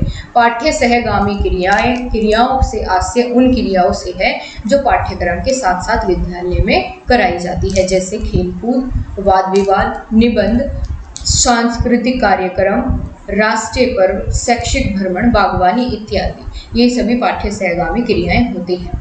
आगे बात करें पाठ्य सहगामी क्रियाओं की आवश्यकता क्या है, क्यों कराया जाता है, इनकी क्या उपयोगिता है या इनके क्या उद्देश्य है शिक्षा में। पाठ्य सहगामी क्रियाओं को क्यों कराया जाता है? भाई ज़रूरत क्या है खेल कूद कराने की, क्या ज़रूरत है उनसे बागवानी करवाए, भ्रमण के लिए ले जाए, क्यों वाद विवाद करवाए? तो ज़रूरत है अब देखिए क्यों। इनसे दोस्तों बच्चों का सर्वांगीण विकास होता है, उनका शारीरिक विकास होता है, मानसिक स्तर पर विकसित होते हैं बच्चे, सामाजिक विकास होता है उनका भावात्मक विकास होता है, सांस्कृतिक विकास होता है, पर्यावरण संरक्षण की भावना का विकास उनमें होता है। तो इन सब के लिए ज़रूरत पड़ती है, आवश्यकता होती है पाठ्य सहगामी क्रियाओं को कराने की। यही इनकी उपयोगिता भी है और शिक्षा में पाठ्य सहगामी क्रियाओं को ऐड करने का यही उद्देश्य भी था। पाठ्य सहगामी क्रियाओं के कुछ प्रकार होते हैं, ठीक है। जिन पाठ्य सहगामी क्रियाओं के कौन कौन से प्रकार होते हैं, यानी किस तरह कैसी कैसी क्रियाएं उसमें कराई जाती है। तो जैसे सामुदायिक क्रियाएं हो गई, कहीं स्वास्थ्य सप्ताह मनाया गया उसमें विद्यालय में शिक्षा सप्ताह के रूप में मनाया गया, धार्मिक और सामाजिक कल्याण क्लब बनाए गए, संगीत संबंधी क्रियाएं, ठीक है, शारीरिक प्रशिक्षण संबंधी क्रियाएं, बाल सभा का आयोजन करा दिया, ये सभी कुछ क्रियाएं होती है।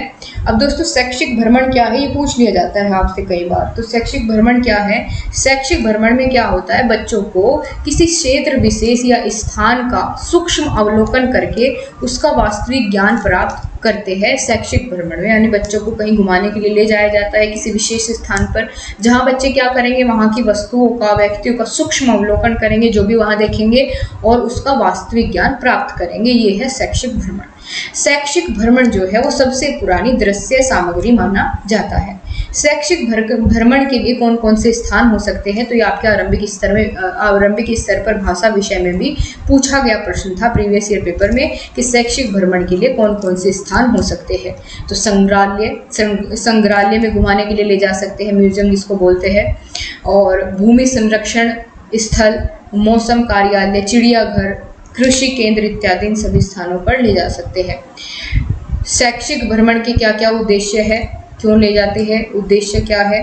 तो शिक्षण संबंधित जिज्ञासा को बढ़ाने के लिए, साथ ही शिक्षण की परियोजना को शुरू करने से पहले अगर हम मान लीजिए कोई किसी वीर महापुरुष, मान के चलिए हमें ताजमहल का चैप्टर बच्चों को पढ़ाना है, हम वहीं आसपास के कहीं किसी स्कूल में पढ़ाते हैं, तो हम क्या करेंगे, वहाँ के बच्चों को ताजमहल ही ले जाएंगे घुमाने के लिए और वहीं ले जा कर के उसके बारे में बताएंगे, ठीक है। तो शिक्षण की प्रक्रिया को शुरू करने से पहले भी उसके बारे में वहाँ पूरा बेसिक सी जानकारी, इंट्रोडक्शन उसका दे देंगे, ताकि बच्चे उसको जब कक्षा में बैठे तो क्या कर सके, उसका वास्तविक जीवन से उसको जोड़ सके, ठीक है। और कक्षा कार्य को प्राकृतिक वातावरण में समझने के लिए भी ले जाते हैं, ये भी उद्देश्य है। भ्रमण किए गए स्थानों के व्यक्ति, उनके क्रियाकलापों, वहाँ के पेड़ पौधे, वस्तुओं का अवलोकन कराने के लिए। और शैक्षिक भ्रमण के महत्व क्या है, तो इससे बच्चों में सामाजिक गुणों का विकास होता है, नवीन ज्ञान की खोज की प्रवृत्ति जागृत होती है, सूक्ष्म अवलोकन और वैज्ञानिक दृष्टिकोण का विकास बच्चों में और निरीक्षण शक्ति का विकास बच्चों में होता है। ये शैक्षिक भ्रमण के महत्व है। इसके साथ आपका नया चैप्टर शुरू होता है, चैप्टर नंबर 9, जिसमें आपसे बात की गई है सूचनाओं एवं अभिलेखों का प्रबंधन। भाई अभिलेख की बात आ गई यहाँ पर फिर से, तो अभिलेख का प्रबंधन करना यहाँ पर हमें सीखना होगा। कौन कौन से अभिलेख है ये हम सीखेंगे, ठीक है। तो सबसे पहले तो ये समझिए कि प्रत्येक संस्था में बहुत सारे अभिलेख होते हैं, अनेक प्रकार के अभिलेख बनाए जाते हैं, जिनमें विद्यालय संबंधी महत्वपूर्ण जानकारियाँ लिखी होती है। इन अभिलेखों का प्रबंधन करना अत्यंत उचित तरीके से किया जाना चाहिए, जिससे आवश्यकता पड़ने पर हम उसको तुरंत प्राप्त कर सके, ठीक है। अब कौन कौन से अभिलेख हो सकते हैं, पहला तो आता है दोस्तों सामान्य अभिलेख। अभिलेख के प्रकार बताए गए हैं। पहला क्या है, सामान्य अभिलेख। सामान्य अभिलेख में क्या आएगा कि भाई अभिभावक शिक्षक संघ से संबंधित, मातृ शिक्षक संघ जो हमने ऊपर पढ़ा भी, उनसे संबंधित जो है जानकारी या डाटा इसमें रिकॉर्ड होगा, ठीक है। फिर अध्यापक से संबंधित अभिलेख बनाएंगे, उसमें अध्यापक से संबंधित जानकारी। विद्यार्थियों से संबंधित अभिलेख बनाएंगे तो उसमें विद्यार्थियों की जानकारी। उपकरण कौन कौन से हैं, कौन सा नया उपकरण खरीदा है, उस सब की जानकारी इसमें होगी। वित्तीय अभिलेख से संबंधित जानकारी इसमें होगी। तो ये कुछ अभिलेख है जो कि प्रत्येक विद्यालय में क्या करे जाते हैं, इनका प्रबंधन किया जाता है, ताकि ज़रूरत पड़ने पर इनका प्रयोग किया जा सके। आगे चलते हैं दोस्तों, हमने अभिलेख जान लिया। एक संचयी अभिलेख होता है, इसका क्या मतलब है, संचयी अभिलेख का मतलब है इसमें छात्रों का स्थायी रिकॉर्ड, परमानेंट उनका रिकॉर्ड रखते हैं संचयी अभिलेख में, ठीक है। जिसमें बच्चे की विद्यालय में उपलब्धि क्या रही, उपस्थिति कितनी रही, स्वास्थ्य परीक्षण के अंक, सारी जानकारी, टोटल इन्फॉर्मेशन आपको संचयी अभिलेख में मिलेगी। बच्चे के लिए बनाया जाता है, छात्र की सारी जानकारी इसमें होती है, स्थायी जानकारी। ठीक है, संचयी अभिलेख का महत्व क्या है? तो संचयी अभिलेख की मदद से छात्रों को ठीक प्रकार से समझने में सहायक सिद्ध होता है। यानी अगर किसी बच्चे के बारे में जानना है, ठीक है, तो बिल्कुल इससे सारी बातें, क्योंकि इसमें लिखी होती है बच्चे को क्या पसंद है क्या नहीं है, हर एक बात की जानकारी, तो वहाँ से बच्चे को हम समझ सकते हैं, उसको समझने में मदद मिलती है। छात्र के शैक्षिक, व्यावसायिक और नैतिक निर्देशन में सहायक के रूप में काम करेगा कि भाई बच्चे को आगे पता चल रहा है कि बच्चे का इंटरेस्ट इस विषय में है, इस वाले विषय में लगातार उसकी उपलब्धि बहुत अच्छी रही है, तो उसको आगे निर्देशन दिया जाए कि आगे वो इसी सब्जेक्ट को आगे बढ़ा सकता है। ठीक है, उसको गाइडेंस दिया जाए। साथ ही छात्रों की प्रगति प्रदर्शित करते हैं संचयी अभिलेख, और छात्र के बारे में अधिक से अधिक जानकारी प्राप्त इसी से होती है। आगे चलते हैं, आपका नया चैप्टर शुरू होता है जिसका नाम है आपदा प्रबंधन। आपदा प्रबंधन, अब ये क्या है? ये तो बहुत अच्छा टॉपिक है। क्यों अच्छा टॉपिक है? क्योंकि इसके बारे में तो आप बचपन से जानते हैं, यहाँ कुछ नया नहीं है। चलिए देखिए क्या है, आप अपने आप ही आपको ये चीज़ें याद आती चली जाएंगी क्या होता है इसमें, इस टॉपिक में, आपदा प्रबंधन में। तो आपदा शब्द क्या, आपदा शब्द का क्या अर्थ है? आपदा शब्द फ्रेंच भाषा के आपदा शब्द जो है वो फ्रेंच भाषा का शब्द है, और इसका अर्थ होता है बुरा या दुष्ट। क्या होता है? बुरा या दुष्ट। आपदा शब्द का जो आपदा शब्द है ये फ्रेंच भाषा का शब्द है, और इसका अर्थ होता है बुरा या दुष्ट। अब दोस्तों, आपदाएं दो प्रकार की होती हैं। कौन कौन सी? पहली तो होती है प्राकृतिक आपदाएं, और दूसरी होती है मानव निर्मित आपदाएं। प्राकृतिक आपदाएं कौन सी होगी? जिन आपदाओं पर हमारा यानी मानव का कोई नियंत्रण ना हो, उनको हम प्राकृतिक आपदा कहेंगे। जैसे भूकंप, भूस्खलन, बाढ़, सुनामी, ज्वालामुखी विस्फोट, दावानल मतलब जंगल में लगने वाली आग। अब मानव निर्मित आपदाएं कौन कौन सी होंगी? भाई जो मानव के द्वारा उत्पन्न की गई आपदाएं, मानव निर्मित आपदाएं जो मानव की वजह से हुई है, जैसे युद्ध, बम विस्फोट, ठीक है, ये सभी हो जाएगा। और बाकी और सभी जितने भी दंगों की वजह से नुकसान जो होता है, ठीक है, वे आपदाएं ही कह सकते हैं, बड़े पैमाने पर जब नुकसान हो, ठीक है, तो ये मानव निर्मित आपदाएं है। मानव निर्मित आपदा का एक उदाहरण है दोस्तों भोपाल गैस त्रासदी। भोपाल गैस त्रासदी के बारे में आप सबने सुना होगा। 1984 की बात है, 2 दिसंबर 1984 को भोपाल में, मध्य प्रदेश में पड़ता है भोपाल, राजधानी है वहाँ की, तो भोपाल में एक गैस त्रासदी हुई। उसमें दोस्तों मिथाइल आइसोसाइनाइट के जो सिलेंडर थे वो लीक हो गए, जो कि एक बहुत ही हानिकारक या आप कह लीजिए जहरीली गैस होती है मिथाइल आइसोसाइनेट, जिसकी वजह से उसके हवा में घुलने की वजह से वहाँ वायु प्रदूषण हो गया, और जिसने उसको स्मेल किया, लगभग 15,000 से ज़्यादा लोग वहाँ पर इसकी वजह से मारे गए थे। अब दोस्तों चक्रवात के बारे में थोड़ा सा जान लीजिए। चक्रवात क्या है? तो चक्रवात का अर्थ होता है चक्राकार हवाएं, जो हवाएं ऐसे घूम घूम कर चलती है, उनको हम चक्रवात कहते हैं। चक्रवात के 2 प्रकार होते हैं, शीतोष्ण कटिबंधीय चक्रवात और उष्ण कटिबंधीय चक्रवात। आगे बढ़ते हैं, आगे आपका नेक्स्ट चैप्टर शुरू होता है जिसका नाम है प्रभावपूर्ण विद्यालय प्रबंधन के सिद्धांत। अब यहाँ प्रभावपूर्ण विद्यालय प्रबंधन के कौन कौन से सिद्धांत है? ये एक प्रभावपूर्ण विद्यालय प्रबंधन किसको कहा जाएगा? जब वहाँ कार्य का विभाजन समान रूप से होगा, अनुशासन की व्यवस्था होगी, उद्देश्य निष्ठता होगी, साथ ही अधिकार और उत्तरदायित्व होंगे सबके पास, निर्देशन की एक रूपता होगी, तो वो कैसा होगा? प्रभावपूर्ण विद्यालय प्रबंधन कहलाएगा। या प्रभावपूर्ण विद्यालय प्रबंधन के अंतर्गत इन सिद्धांतों का पालन किया जाता है। ठीक है, बिल्कुल सही समझ में आया आप सभी को। इसी के साथ आपको उस चैप्टर में इतना ही था, उसमें आपको थोड़ा सा एक्सप्लेन करने को, इन्हीं पॉइंट्स को एक्सप्लेन करने के लिए कहा जाएगा, और मेरे ख्याल से इन पर हम थोड़ी थोड़ी बातें शुरुआत से करते हुए आ रहे थे।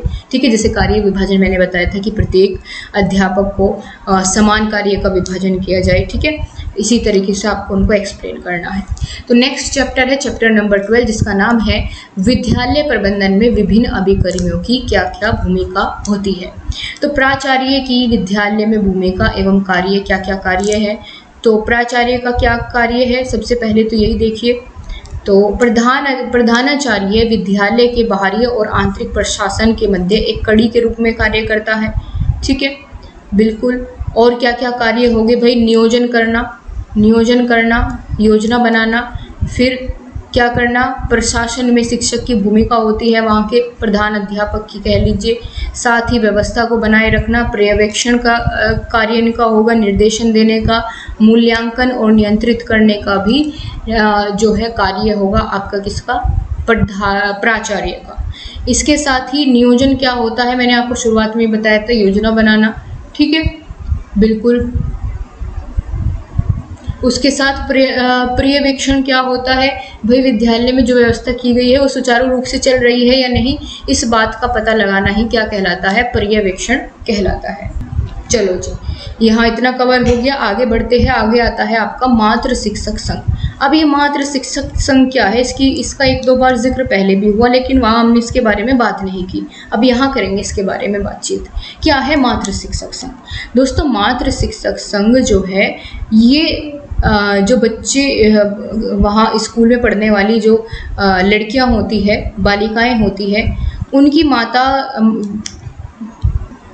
माताओं का एक समूह बनाया जाता है, ठीक है, और उस समूह की एक अध्यक्ष बनाई जाती है। उनमें से किसी छात्रा की माता को अध्यक्ष बनाया जाता है, ठीक है। और इस संघ में एक जो है महिला शिक्षक भी होती है उस विद्यालय की। तो ये संघ क्या काम करेगा? ये मातृ शिक्षक संघ, जिसमें अध्यक्ष तो होगी किसी भी छात्रा की माता, ठीक है, और साथ ही वहाँ पर एक सचिव होगी, जो सचिव वहाँ की महिला शिक्षक होगी उस विद्यालय की। तो वे क्या काम करेंगी? विद्यालय में बालिका शिक्षा को बढ़ावा देने का काम करेंगी। साथ ही छात्राओं की माता में से किसी एक को अध्यक्ष बनाया जाएगा और विद्यालय की महिला शिक्षिका को क्या बनाया जाएगा? सचिव बनाया जाएगा। काम क्या होगा? छात्राओं की व्यक्तिगत समस्याओं का समाधान करने का इनका कार्य होगा और मीना मंच का संचालन करना, जागरूकता फैलाना, ताकि लड़कियां भी पढ़ने में इंटरेस्ट ले और बाकी उनकी अगर कोई भी व्यक्तिगत समस्या है तो उसका समाधान करने के लिए संघ को बनाया जाता है। दूसरा संघ है न्याय पंचायत संसाधन केंद्र। इसका क्या काम है? तो इस केंद्र में समन्वयकों द्वारा विद्यालय की समस्याओं का निरीक्षण किया जाता है, पर्यवेक्षण किया जाता है। पर्यवेक्षण का अर्थ अभी बताया था कि जो भी वहाँ कार्य हो रहा है, जो भी व्यवस्था की गई है वो सुचारू रूप से चल रही है या नहीं, इसका पता लगाना और उसकी रिपोर्ट बना करके उच्च अधिकारियों के पास भेजना, ठीक है, और कुछ सुधारात्मक सुझाव भी देने का काम न्याय पंचायत केंद्र करेगा। उसके बाद दोस्तों यहाँ पर खंड शिक्षा अधिकारी की बात करेंगे। खंड शिक्षा अधिकारी की क्या भूमिका होती है, या बेसिक शिक्षा अधिकारी की क्या भूमिका होती है? तो बेसिक शिक्षा अधिकारी जिले के समस्त विद्यालयों में छात्रों की संख्या के आधार पर शिक्षकों की व्यवस्था करेगा। साथ ही शिक्षण व्यवस्था सुचारू रूप से चलती रहे, इसलिए वहाँ पर पर्याप्त शिक्षकों की व्यवस्था करेगा।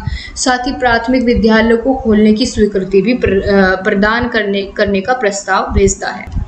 यहाँ पर दोस्तों आपका चैप्टर नंबर 13 शुरू हो जाता है, जिसका नाम है राष्ट्रीय स्तर पर कार्य करने वाले अभिकरण।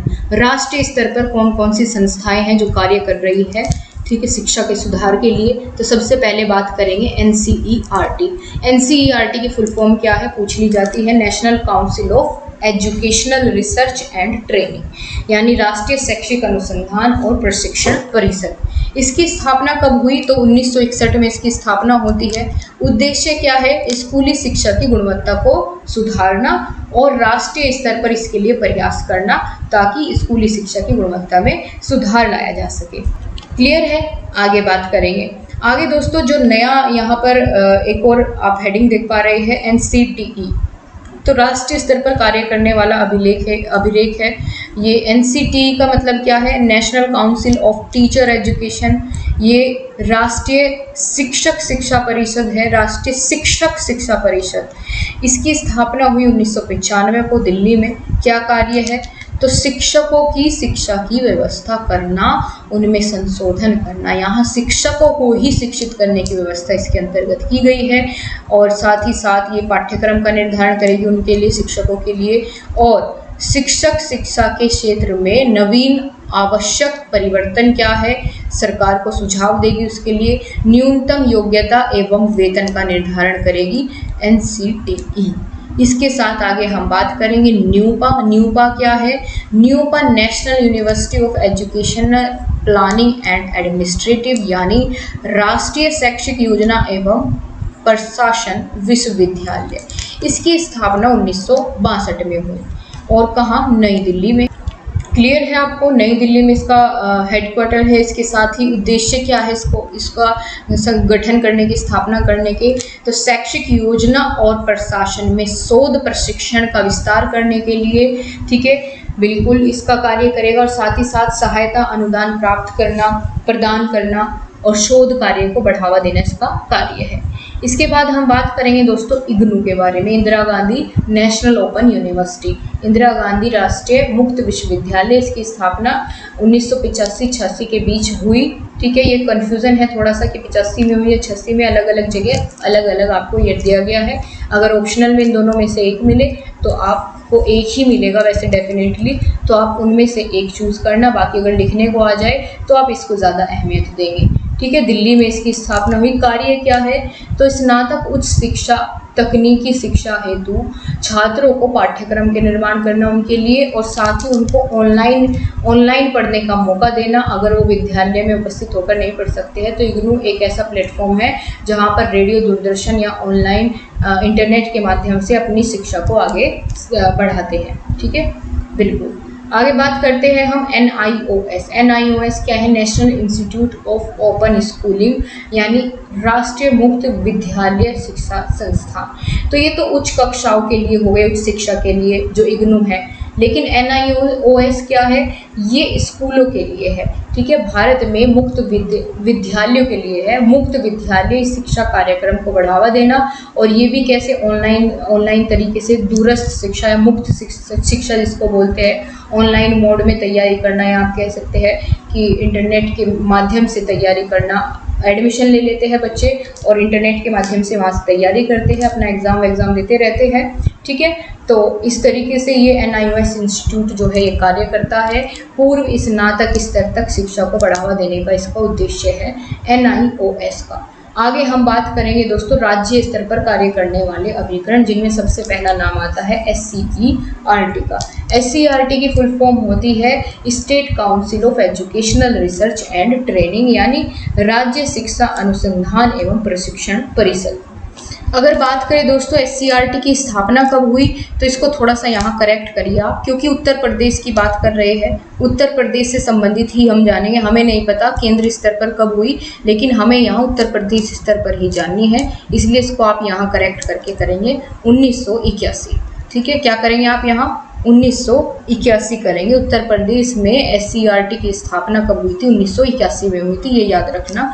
क्या काम है, तो शिक्षा के विभिन्न स्तरों पर शोध कार्य को कराना, और साथ ही साथ राज्य के माध्यमिक शिक्षा और प्रशिक्षण की प्रक्रियाओं को आगे बढ़ाना, ठीक है। डाइट के कार्यों और अध्यापक शिक्षा संस्थाओं का पर्यवेक्षण करना इनका काम है, ठीक है। पाठ्यक्रम के अनुसार पाठ्य पुस्तकों को तैयार करने का भी काम करेगा। इसके बाद हम बात करेंगे गाइस, तो राज्य हिंदी संस्थान उत्तर प्रदेश लखनऊ। अब दोस्तों कुछ कैंडिडेट्स को यहाँ कन्फ्यूज़न ये था कि क्या मैम ये लखनऊ में है, तो भैया जो राज्य हिंदी संस्थान उत्तर प्रदेश का है वो लखनऊ में ही है। लेकिन अगर आपको उत्तर प्रदेश ना दिया हो ऑप्शन में और ऐसे पूछा जाए राज्य हिंदी संस्थान कहाँ स्थित है, तब आप बताएंगे वाराणसी। तो वाराणसी को लेकर यहाँ आप कन्फ्यूज ना हो, क्योंकि यूपी की ही बात की जाएगी। आप यूपी में रह रहे हैं और वहीं की परीक्षा दे रहे हैं, तो आपसे यूपी वाला ही पूछे जाएगा। तो इसका मुख्यालय कहाँ है, लखनऊ में इसकी स्थापना की गई थी। आई होप कि अब आपको कोई कन्फ्यूज़न नहीं होगा। स्थापना हुई 1956 में। कार्य क्या है, तो इसका सबसे प्रमुख कार्य है दोस्तों, जो हमारी संस्कृति है और साहित्य है उसको बढ़ावा देना, ठीक है। तो इसके अंडर बहुत ज़्यादा बहुत सारे साहित्यिक केंद्रों की स्थापना की जाती है, और उत्तर प्रदेश भारत एवं भारतीय संस्कृति का प्रतिनिधित्व करता है ये संस्थान। साथ ही साहित्यकार कल्याण कोष प्रोवाइड करता है, ठीक है, और भारतीय भाषाओं की प्रमुख कृतियों का अनुवाद भी करता है, ठीक है। साहित्यिक पत्र पत्रिकाओं का प्रकाशन भी करता है। आगे चलते हैं दोस्तों, आगे बात आती है परीक्षा नियामक प्राधिकारी, जिसको आप PNP बोलते हैं, इसको इंग्लिश में कहते हैं एग्जामिनर कंट्रोलर ऑफिसर, ठीक है। तो 1872 के आसपास इसका क्या होता है, गठन होता है। उत्तर प्रदेश में शिक्षा का व्यवस्थापक माध्यमिक बोर्ड है ये PNP, और उत्तर प्रदेश का माध्यमिक शिक्षा बोर्ड का नियामक अधिकारी जो है उसका सचिव होता है, कार्य क्या है? विद्यालयों में परीक्षाओं की व्यवस्था तथा प्रारूप तैयार करना। भाई आप परीक्षा देने जा रहे हैं, ठीक है, तो उस किस विश्वविद्यालय में उसकी परीक्षा होगी, कहाँ आपकी परीक्षा होनी है, उसका पाठ्यक्रम क्या होगा, वो सब तैयार करने का काम करेगा। और 12वीं कक्षा तक के छात्रों के लिए पाठ्यक्रम तैयार करने का भी, पुस्तकों का निर्धारण करने का काम भी करेगा। आगे बात करते हैं जिला स्तर पर कार्य करने वाले अभिकरण कौन कौन से हैं। उनमें पहला नाम आता है डाइट का, district institute of education and training, जिला शिक्षा एवं प्रशिक्षण संस्थान। इसकी स्थापना दोस्तों राष्ट्रीय शिक्षा नीति 1986 की अनुशंसा पर हुई और 1987 में डाइट की स्थापना करने का कार्य शुरू हो गया था अलग अलग स्थानों पर। डाइट के अंतर्गत कौन कौन से विभाग आते हैं? तो सेवा पूर्व अध्यापक प्रशिक्षण विभाग, जिसमें अध्यापकों को प्रशिक्षण दिया जाता है, आप प्रशिक्षुओं को प्रशिक्षण दिया जाता है। दूसरा होता है कार्यानुभव विभाग और तीसरा होता है नियोजन एवं प्रबंधन विभाग। कार्य क्या है इसका? डाइट का क्या क्या कार्य होता है? तो शिक्षकों को प्रशिक्षण देना, स्कूलों में शैक्षिक गुणवत्ता को सुनिश्चित करना और शैक्षिक नवाचार एवं जिला स्तर पर अकादमिक योजना का निर्माण करना कार्य होता है किसका? डाइट का। आगे हम बात करेंगे बीएससी बेसिक शिक्षा अधिकारी। प्रारंभिक शिक्षा के प्रभावी व गुणवत्तापूर्ण क्रियान्वयन के लिए बेसिक शिक्षा अधिकारी की महत्वपूर्ण भूमिका होती है और बेसिक शिक्षा परिषद का गठन 1972 में हुआ था। बेसिक शिक्षा परिषद का गठन और बेसिक शिक्षा अधिकारी से संबंधित प्रमुख कार्य हम ऊपर जान चुके हैं जब हमने इनके बारे में बात की थी। अब दोस्तों जिला स्तर पर कार्य करने वाले अभिकरण हमने जान लिया। स्थानीय स्तर पर कार्य करने वाले अभिकरण कौन कौन से हैं उनकी बात कर लेते हैं। उनमें पहला नाम आता है बीईओ, ठीक है, खंड शिक्षा अधिकारी, ब्लॉक एजुकेशन ऑफिसर जिसको बोलते हैं। इनका क्या काम होता है? तो ब्लॉक स्तर पर सहयोगी के रूप में काम करता है और ब्लॉक के अंदर जितने भी सरकारी विद्यालय है वहाँ पर किताबों और शिक्षकों की अच्छी व्यवस्था करना इसका कार्य होता है। इसके बाद आता है दोस्तों स्थानीय स्तर पर अभिकरण में कौन शामिल है? एनपीआरसी, न्याय पंचायत संसाधन केंद्र। न्याय पंचायत संसाधन केंद्र, एक न्याय पंचायत में 10 से 12 ग्राम पंचायतें शामिल होती है, ठीक है। 10 से 12 ग्राम पंचायत को मिलकर के क्या बनता है? एक न्याय पंचायत बनती है और इसका कार्य होता है शैक्षिक गतिविधियों को समर्थन देना और साथ ही साथ अध्यापकों एवं विद्यालयों का मार्गदर्शन करने का काम इसका होता है। इतना समझ में आया? अब मान करके चलिए आपका लास्ट चैप्टर शुरू होता है यहाँ से, जिसका नाम है प्राथमिक शिक्षा का आधारभूत ढांचा। बिल्कुल हम लास्ट में पहुंच चुके हैं अपने सिलेबस को पूरा करने के। एक बार फिर से आपके अंदर उतनी ही ऊर्जा आनी चाहिए। और दोस्तों जितने भी साथी बीच में जुड़े हैं, लास्ट में जुड़े हैं, आप पूरे क्लास देखना स्टार्टिंग से, तब आपको और ज़्यादा मज़ा आएगा, ज़्यादा चीज़ें सीखने को मिलेगी। और गाइस प्लीज़ अगर आपको क्लास अच्छी लग रही है तो लाइक और शेयर आप ज़रूर कर दीजिए, ठीक है, ये मेरी आपसे प्रार्थना है। आगे हम बात करेंगे दोस्तों, क्योंकि मैं आपके लिए सोच रही हूँ कि अभी मोटिवेशन तभी मिलेगा जब आप लाइक करेंगे, शेयर करेंगे, ताकि और ज़्यादा मन करे काम करने का आपके लिए। वैसे तो मैं फुल्ली मोटिवेटेड रहती हूँ ऑल द टाइम, लेकिन फिर भी अगर बात करें तो मैं सोच रही हूँ आपके लिए बहुत जल्दी मैं यानी कल से ही आपको प्रोवाइड करना शुरू करूँ, क्योंकि आपने राजन पावन सीरीज़ बहुत पढ़ ली होगी, उसके एमसीक्यूज़ पढ़ लिए होंगे। आपको एडिशनल कुछ एमसीक्यूज़ दूँ मैं, 100-150 क्वेश्चन एक सब्जेक्ट के प्रोवाइड करूँ एमसीक्यूज़, क्योंकि थ्योरेटिकल पोर्शन तो मैं ऑलरेडी आपका सारा कवर करा ही चुकी हूँ, लेकिन उसके अकॉर्डिंग आपका एक टेस्ट भी हो जाएगा, ठीक है। और कुछ नए क्वेश्चन आएंगे तो उनको आप याद कर पाएंगे, इस तरह से उनको समझेंगे जो नए क्वेश्चन आएंगे एमसीक्यूज़ में, और आपका एक टेस्ट भी लग जाएगा उसकी हेल्प से। और साथ ही साथ आपको पता चल जाएगा कि कितने पॉसिबल क्वेश्चन एक चैप्टर से बन सकते हैं। तो हर एक चैप्टर से जितने एमसीक्यू बन सकते हैं उन सबको बना करके आपके लिए मैं कल से सोच रही हूँ, कल से क्लास शुरू करूँ एमसीक्यूज़ की मैराथन, जिसमें 100-150 क्वेश्चन एक बार में एक सब्जेक्ट के सारे एमसीक्यू कवर, हर एक टॉपिक के, हर एक चैप्टर के, ठीक है। बताना आप कमेंट बॉक्स में बाद में लाइव सेशन खत्म होने के बाद कि कैसा आइडिया है। बाकी जैसा आप कहेंगे फिर वैसा ही होगा। आगे बात करते हैं प्राथमिक शिक्षा के आधारभूत ढांचा। इसके अंदर हमें देखना है बेसिक शिक्षा परिषद का गठन कब हुआ, कार्य क्या करती है। तो बेसिक शिक्षा परिषद की स्थापना करने और तत्संबंधी विषयों की व्यवस्था करने के लिए उत्तर प्रदेश बेसिक शिक्षा अधिनियम 1972 बनाया गया, जिसके अंतर्गत बेसिक शिक्षा परिषद का गठन किया गया। अब कार्य क्या है इसके? तो बेसिक स्कूलों, जिला शिक्षा और प्रशिक्षण संस्थान, बेसिक प्रशिक्षण प्रमाण पत्र इकाइयों तथा राज्य शिक्षा संस्थानों का पर्यवेक्षण करना, यानी जितनी इन संस्थाओं के नाम लिए हैं यहाँ पर जाकर के देखना कि जो व्यवस्था लागू की गई है वो सुचारू रूप से चल रही है या नहीं चल रही है, और उन पर नियंत्रण करने का ये काम करेगी। ठीक है, समझ में आई बात बहुत अच्छी तरीके से? बिल्कुल। उसके साथ ही बेसिक शिक्षा अधिनियम 1972 में आया, अभी ऊपर बताया। ठीक है, वही है यहाँ पर। और इसके अंतर्गत 1 अगस्त 1972 को उत्तर प्रदेश विधान परिषद में 4 अगस्त 1972 की बैठक में स्वीकृत किया गया था इस अधिनियम को। हालांकि इतना डीप जानने की आपको ज़रूरत नहीं है कि कैसे किसने स्वीकृत किया, ज़रूरत नहीं है। बस आप ये जान करके चलिए कि बेसिक शिक्षा अधिनियम 1972 में पारित हुआ।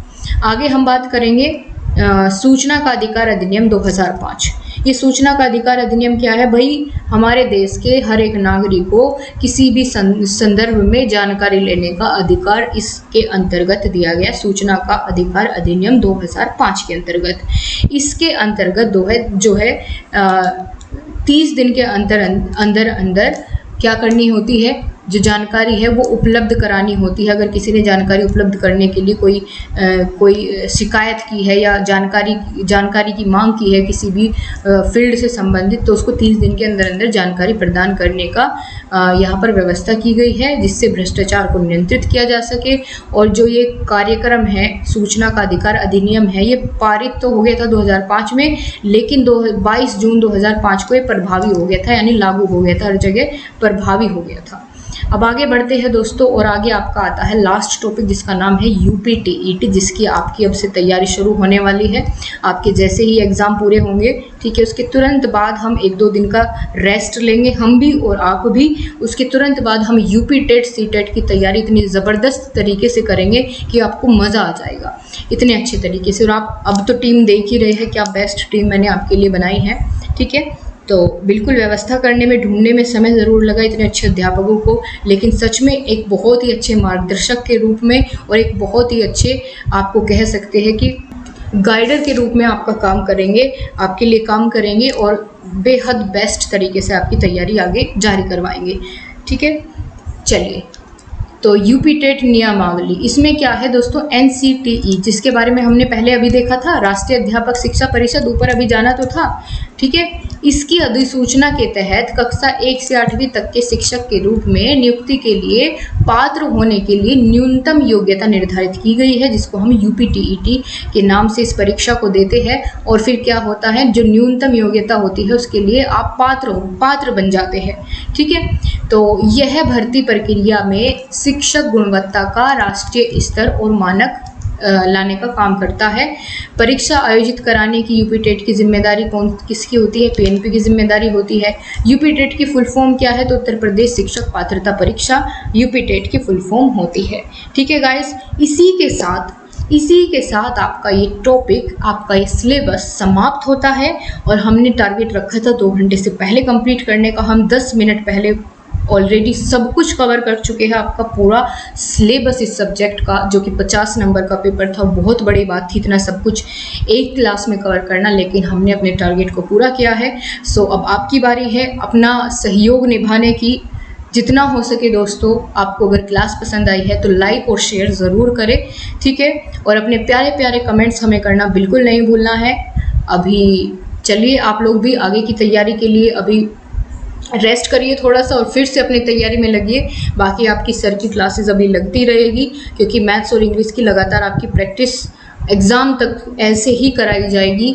अब जैसे ही, क्योंकि इंग्लिश की आपकी 1 क्लास और होगी, आपका पूरा सिलेबस इंग्लिश का कंप्लीट हो गया है।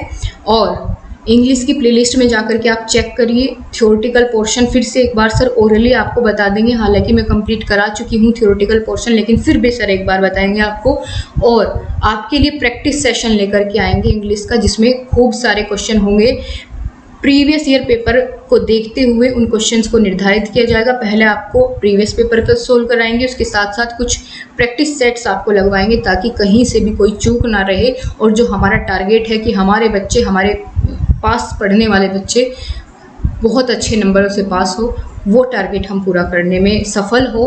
इसी आशा के साथ कि आप भी इसको सफल बनाएंगे, बहुत अच्छे से मेहनत करेंगे, इसी उम्मीद के साथ मैं आपसे यही विदा लेती हूँ। आपसे फिर मुलाकात होगी, तब तक के लिए नमस्कार गाइस, आप सभी से फिर मुलाकात होगी। बाय बाय, टेक केयर, जय हिंद, जय भारत।